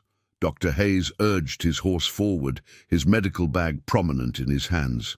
"Sarah, you're clearly not yourself. The isolation, the stress of your situation, it's affected your judgment. You need medical attention." "The only thing affecting my judgment is my refusal to let other people make decisions for me," Sarah shot back. "I'm a trained medical professional, Benjamin. I'm perfectly capable of assessing my own mental state." Colonel Mitchell's hand moved to rest on his saber hilt as his gaze shifted to take in the Modoc party with professional assessment. Sarah saw the exact moment when he recognized Kintpuash, his eyes widening slightly before narrowing with predatory satisfaction. "Well, well," Mitchell said slowly. "If it isn't the famous White Wolf, Kintpuash himself, brother to Captain Jack, one of the most wanted men in the territory." His voice carried the triumph of a hunter who'd finally cornered dangerous prey. "Mrs. McKenna, you've been harboring a war criminal." "I've been caring for a wounded man," Sarah replied steadily, "which is what healers do." Mitchell's laugh was harsh and humorless. "Caring for him? Madam, this savage is responsible for dozens of deaths. He's planned raids that have burned homesteads and murdered families, and you've been caring for him?" The way Mitchell spoke the word caring made it sound obscene, and Sarah felt her anger crystallizing into something sharp and dangerous. "Yes, caring for him," she said, allowing steel to enter her voice, "just as I would care for any wounded person, regardless of who they were or what side of a conflict they represented. It's called having principles, Colonel. You might want to look into it." Several of the younger soldiers shifted uncomfortably in their saddles at Sarah's tone. They'd come expecting to rescue a helpless victim, not to confront a woman who clearly considered them the threat in this situation. Dr. Hayes dismounted, moving towards Sarah with his medical bag and an expression of professional concern that didn't quite hide his personal frustration. "Sarah, I'm going to have to insist on examining you," he said, his voice carrying new authority. "Your behavior today confirms my medical opinion that you're suffering from irregularities of thought brought on by trauma and isolation." "Don't you dare," Sarah said, backing away from his approach. "Don't you dare try to declare me incompetent because I've made choices you don't approve of." "It's not about approval," Hayes pressed, still advancing. "It's about medical necessity. Your rejection of my proposal, your isolation from proper society, your apparent attachment to these Indians. These are symptoms of psychological disturbance that require treatment." Kintpuash moved to Sarah's side, his presence solid and protective. The action sent a visible ripple of tension through the assembled soldiers, hands moving to weapons as they reassessed the tactical situation. "The woman speaks with clear mind and strong heart," Kintpuash said, his English carefully precise. "She is not prisoner or victim. She is my wife, freely chosen according to laws of my people." The declaration hit the military party like a physical blow. Colonel Mitchell's face cycled through shock, disgust, and rage, while Dr. Hayes went pale, as if he'd been struck. "That's impossible," Hayes said, his voice barely above a whisper. "Sarah would never. She couldn't possibly." "I could, and I did," Sarah said firmly, taking Kintpuash's hand in a gesture that was both intimate and defiant. "I married him according to Modoc custom. I've chosen to join his people." "You see?" Hayes turned to address Colonel Mitchell, his voice rising with desperation. "This proves she's not in her right mind. No rational woman would voluntarily marry a savage, abandon civilization for this."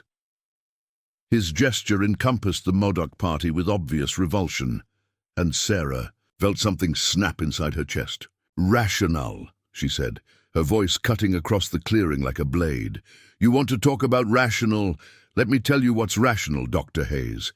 Rational is recognizing that the man you call a savage showed me more respect in 3 weeks than you've shown me in a year of courtship.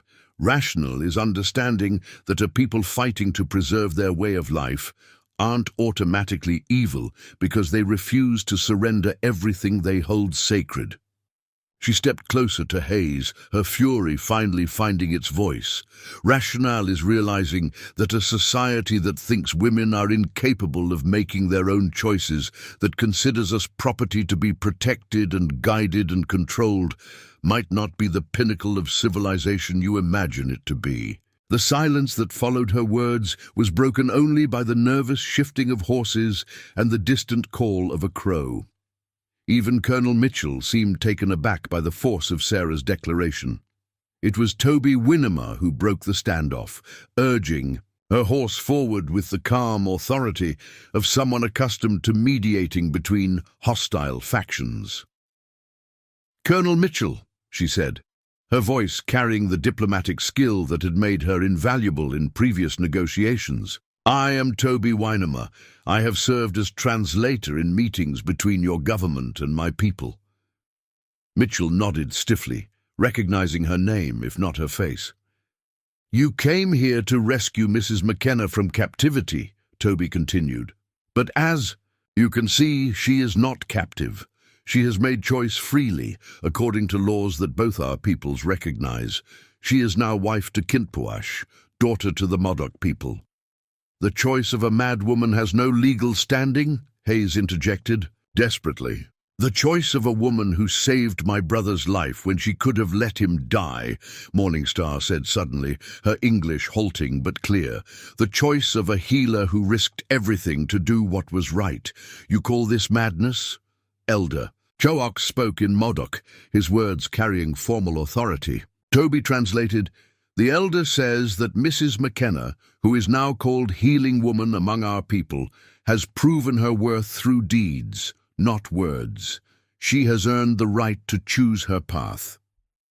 Colonel Mitchell's hand tightened on his saber. Hilt, all very touching, but this man is still a wanted war criminal. My orders are to capture or kill Kintpuash on sight. The words sent a chill through the clearing, as soldiers reached for weapons and the Modoc party tensed for conflict. Sarah saw the moment balanced on a knife's edge. One wrong move, one spark of violence, and the clearing would become a battleground. It was Kintpuash who spoke into the tense silence, his voice carrying the dignity of a leader prepared to sacrifice everything for his people. "I will surrender myself," he said quietly, "to prevent bloodshed, to protect my wife from harm for her choice to save my life." "No," Sarah said immediately, stepping in front of him. "Absolutely not." "Sarah," Kintpuash said gently, "you cannot protect me from this. My capture was always possible, but you should not suffer for showing mercy. If you arrest him, you—" "Arrest me too," Sarah declared, turning to face Colonel Mitchell directly. "Because I won't be separated from my husband, and I won't let you pretend this is rescue when it's really punishment for a woman who dared to make her own choices." Mitchell's face darkened with frustration. This wasn't going at all according to his expectations. A simple rescue mission had become a complex diplomatic incident, with a white woman publicly defending her marriage to a Modoc war chief and demanding to share his fate. "You're talking about treason," he said finally. "I'm talking about love," Sarah replied. "I'm talking about courage. I'm talking about the radical idea that people from different backgrounds might find common ground if they're willing to see past the lines other people have drawn for them." Dr. Hayes made one final attempt to seize control of the situation. "Colonel, I'm prepared to certify Mrs. McKenna as mentally incompetent. We can take her into protective custody, get her proper treatment." "Try it," Sarah said, her voice carrying the authority she'd learned from years of emergency medicine. "Try to declare a woman mentally incompetent because she chose love over convenience, principle over safety. Try to explain to your superiors why you arrested a United States citizen for making a marriage choice you disapproved of." The legal implications of Hayes's suggestion were apparently dawning on Colonel Mitchell. Arresting a white woman for marrying an Indian, especially when she was clearly capable of defending her choice articulately, would create political complications that could derail his career. Toby Winnemar seized the moment of uncertainty. "There is another path," she said. "Diplomatically, Mrs. McKenna has chosen to join our people. Let her go with honor. Let this marriage stand as example that peace is possible, that our peoples can find common ground." "Absolutely not," Mitchell said immediately. "I won't let a white woman disappear into Indian territory. The public outcry alone would be less than the outcry if you arrest her for marrying someone you disapprove of," Sarah pointed out. "Less than the questions about why the military thinks it has authority over citizens' personal lives." The standoff stretched for long minutes, with 20 soldiers facing 5 Modocs and 1 white woman who'd chosen to stand with them. Sarah could see Mitchell calculating odds, considering consequences, weighing his desire for military glory against the political realities of the situation. Finally, it was one of the younger soldiers who broke the impasse. "Colonel," he said hesitantly, "maybe we should let them go. The lady seems to know her own mind, and if she wants to stay with her husband, maybe that's her right." Mitchell whirled on the soldier with fury. "Are you questioning my judgment, Private?" "No, sir," the young man replied quickly. Just seems like maybe this ain't the fight we came here for." Sarah saw opportunity in the soldier's words. "He's right, Colonel. You came here to rescue someone who doesn't need rescuing. You found a woman who's made a choice about her own life. The question now is whether you're going to respect that choice or become the kind of officer who arrests citizens for exercising their freedom. It was a gamble, appealing to Mitchell's military pride while pointing out the legal and political dangers of his position. Sarah held her breath as she watched him struggle with the decision. "This isn't over," he said finally, his voice tight with frustrated rage. "This marriage, this alliance will be reported to higher authorities. There will be consequences." "For whom?" Sarah asked. "For a woman who married the man she loved? For a couple trying to build bridges between hostile communities? What consequences could there be for that, except hope?"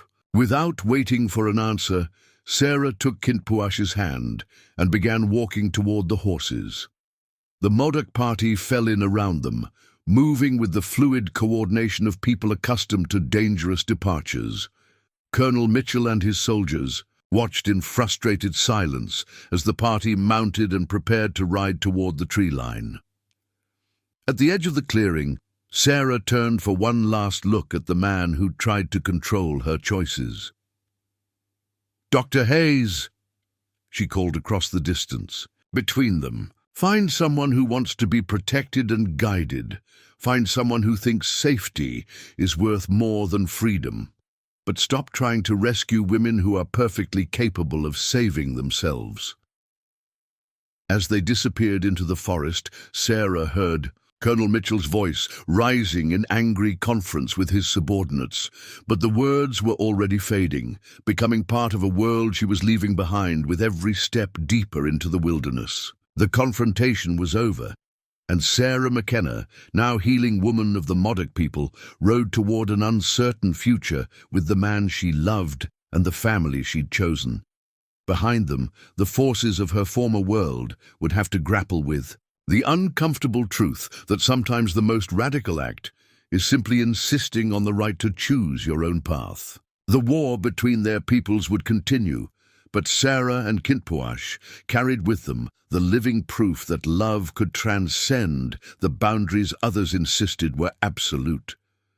Whether that proof would be enough to change anything remained to be seen, but it was a beginning, fragile, dangerous, and absolutely real. The journey to the Modoc stronghold took 3 days through terrain that grew increasingly rugged as they traveled, deeper into the lava beds that had sheltered Kintpuash's people for generations. Sarah had expected the trip to be an ordeal, fleeing civilization for an unknown future among people whose language and customs remained largely mysterious to her. Instead, she found herself entering a world of unexpected richness and complexity that challenged every assumption she'd held about the savage life she was supposedly condemning herself to. On the first morning, as they broke camp near a hidden spring, Sarah was approached by a young Modoc warrior who gestured urgently toward his horse.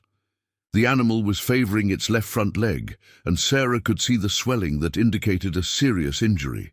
Without thinking, she moved to examine the horse, running her hands along the leg with the practiced touch of someone accustomed to diagnosing injury. "Tendon strain," she told Kintpuash, who was watching her interaction with his people. "Not severe, but it needs treatment or it will worsen." Kintpuash translated her assessment, and the young warrior's face brightened with relief. Sarah found herself remembering the veterinary techniques Michael had taught her, knowledge she'd never expected to use in this context. Working with supplies from her medical pack, she created a poultice and demonstrated how to apply it, explaining through gestures and simple English words how to care for the injury. The warrior's gratitude was obvious despite the language barrier, but it was the respect in his eyes that struck Sarah most profoundly. Here was a young man who'd been taught that white people were enemies, yet he was looking at her with the same appreciation she'd seen in countless patients whose pain she'd eased. Word of the incident spread quickly through their small traveling party, and by evening, Sarah found herself examining a collection of minor ailments that the Modoc had been enduring without complaint. A child with an infected cut, an elder with arthritic joints, a woman suffering from headaches that Sarah recognized as symptoms of eye strain. Each successful treatment earned her not just gratitude, but acceptance that felt deeper than mere politeness. "They call you healing woman now," Morningstar told her that evening as they sat around the campfire. "It is good name. It speaks of who you are, not where you come from." Sarah felt a warmth that had nothing to do with the fire.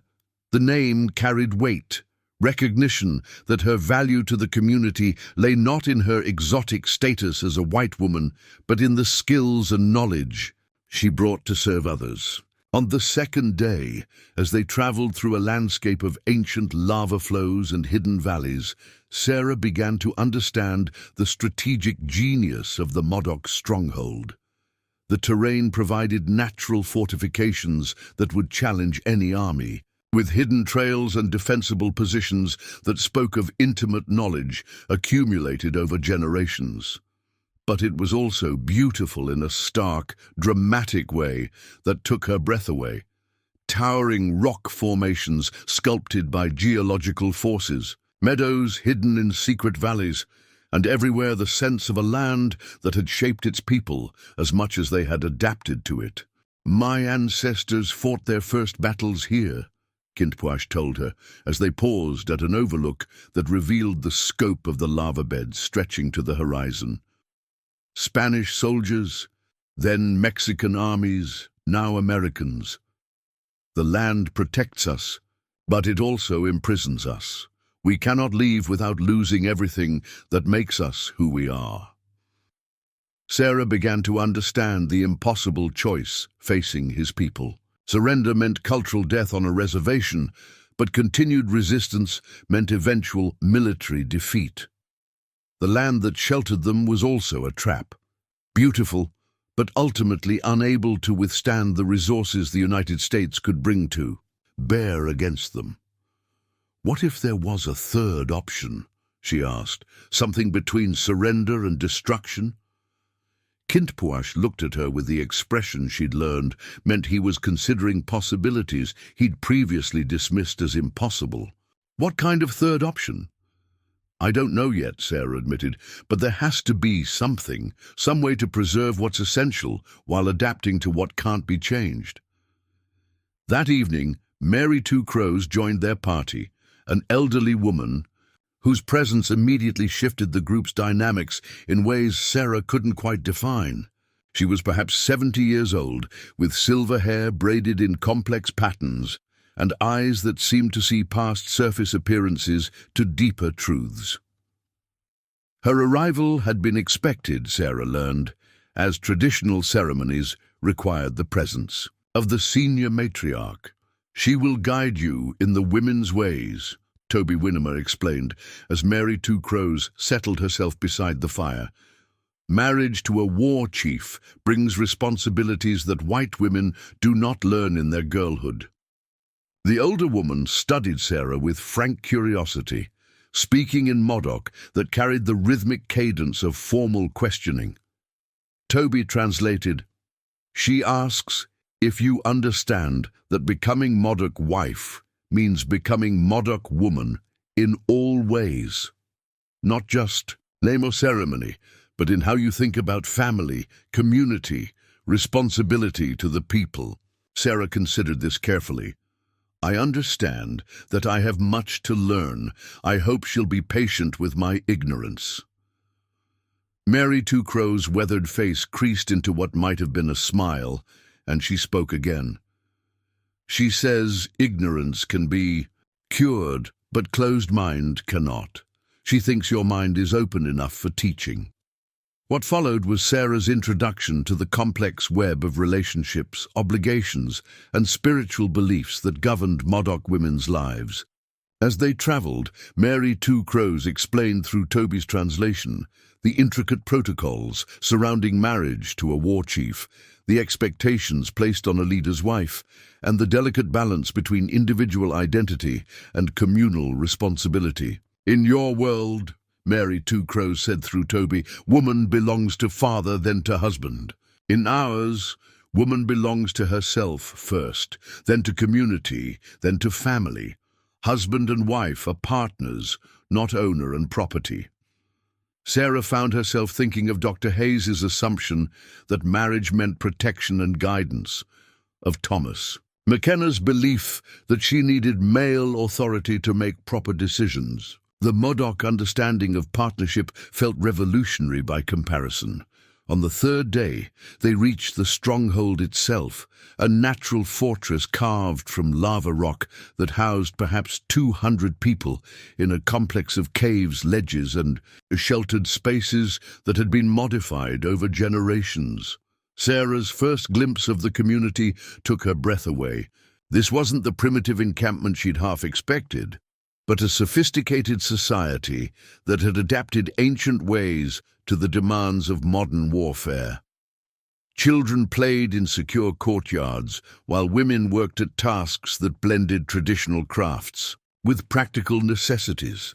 Men maintained weapons and planned strategies, but also tended gardens hidden in protected valleys and crafted the tools of daily life. Everywhere Sarah looked, she saw evidence of a people who had found ways to preserve their essential culture while adapting to the realities of their situation. But it was her first sight of Captain Jack that drove home the full magnitude of what she'd committed herself to. The famous war chief was younger than she'd expected, perhaps 40 years old, with the same intelligent eyes as his brother, but carrying a weight of responsibility that had carved deep lines around them. When Kintpuash introduced her, Captain Jack studied Sarah with the assessing gaze of a leader trying to determine whether she represented opportunity or threat. The conversation that followed, conducted partly in English and partly through Toby's translation, was unlike anything Sarah had experienced.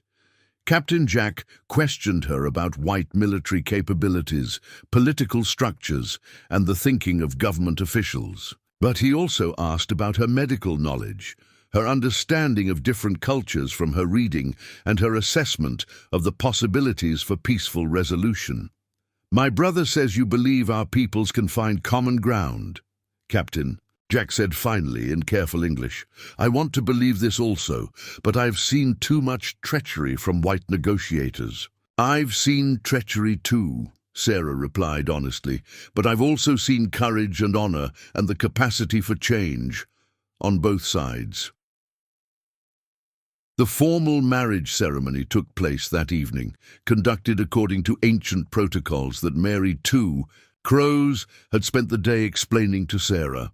The ritual was complex, involving prayers to ancestors, the sharing of sacred foods, and declarations that bound not just husband and wife, but their entire lineages to mutual support and protection. As Sarah stood beside Kintpuash in the firelight, wearing traditional dress that Morning Star had helped her prepare, she felt the weight of history settling around her shoulders. This wasn't just a personal union, but a political statement, a declaration that boundaries could be crossed and new alliances forged through the simple act of two people choosing to see past the divisions others insisted were absolute. The celebration that followed revealed yet another dimension of Modoc culture that surprised Sarah with its sophistication. Music, storytelling, and dancing that wove together elements both ancient and adaptive, creating art that honored tradition, while acknowledging the changed circumstances of their lives. It was during this celebration that Captain Jack approached her with a proposition that would transform her understanding of her role in this community. "You speak of common ground," he said, settling beside her as the dancing continued around them. "Perhaps it is time to test whether such ground truly exists.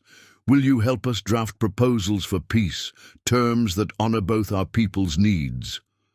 Sarah felt her pulse quicken with possibility. "I'm not a diplomat or negotiator. You are a woman who saved my brother's life when she could have let him die," Captain Jack replied. "You are a healer who sees person, not enemy. You are a white woman who chose to become Modoc wife. These qualifications matter more than diplomatic training." What followed over the next several days was Sarah's introduction to the complex challenge of building peace between peoples who had been at war for years. Working with Kintpuash, Captain Jack and the Tribal Council, she helped draft proposals that attempted to balance Modoc autonomy with American territorial demands, traditional ways with the realities of encroaching settlement. The process revealed the depth of understanding both brothers possessed about their situation. They weren't naive idealists dreaming of returning to a past that no longer existed, but pragmatic leaders searching for ways to preserve what was essential while adapting to unchangeable realities. "Land is sacred," Kintpuash explained as they worked through the complex issue of territorial rights. "But people are more sacred. If we can preserve our people, our ways, our dignity, perhaps we can find new relationship with land that honors old truths in new forms." Sarah found herself serving as more than translator between cultures. She became a bridge between worldviews, helping each side understand not just what the other wanted, but why they wanted it. Her medical background proved unexpectedly valuable, as she could frame negotiations in terms of diagnosis and treatment rather than victory and defeat. As their work progressed, Sarah began to see the shape of something unprecedented, a peace proposal that offered genuine autonomy within acknowledged American sovereignty, traditional governance structures operating alongside federal authority, and economic partnerships that could benefit both communities. Whether such proposals would be accepted by either government officials or Modoc hardliners remained to be seen, but the very existence of the documents represented something revolutionary, proof that enemies could find common ground when they committed to seeing each other as people rather than obstacles. On their final evening of work, as Sarah and Kintpuash reviewed the completed proposals by lamplight, she realized how completely her life had been transformed. The fearful widow who had found a wounded stranger in the snow had become a woman, capable of helping draft terms for ending a war. "Do you think it will work?" she asked Kintpuash as they prepared for sleep in the home they now shared, a combination of cave dwelling and traditional lodge that felt surprisingly comfortable. "I think we have given peace a chance to exist," he replied, pulling her close. "Whether others choose to take that chance, that is beyond our control." Outside their dwelling, the stronghold settled into the quiet rhythms of night. Somewhere, in the darkness, guards kept watch against enemies who might never come if the proposals they'd drafted could find receptive audiences. Children slept secure in the knowledge that their parents would protect them, while elders dreamed of futures their grandchildren might inherit. Sarah McKenna, now healing woman, wife to a war chief, bridge between worlds, had found her place in a story larger than herself. The journey that had begun with a simple choice to save a wounded stranger had led her to discoveries about love, courage, and the possibility that even the deepest divisions could be healed when people chose understanding over fear. The war was not over, and many challenges lay ahead. But in choosing love over safety, principle over convenience, and hope over despair, Sarah and Kintpuash had created something new, a living example that peace was possible when individuals had the courage to cross the lines others insisted were uncrossable. As she drifted towards sleep beside the man she loved, surrounded by the family she'd chosen and the community that had embraced her, Sarah felt the deep satisfaction of someone who had finally understood her purpose in the world. She was a healer, a bridge builder, A woman who had proven that compassion could indeed transcend boundaries when backed by the courage to act on principle. The future remained uncertain, but it was a future they would face together, carrying with them the fragile hope that their love might indeed be strong enough to help end a war and begin something entirely new. Up next, you've got two more standout stories right on your screen. If this one hit the mark, you won't want to pass these up. Just click and check them out. And don't forget to subscribe and turn on the notification bell so you don't miss any upload from us.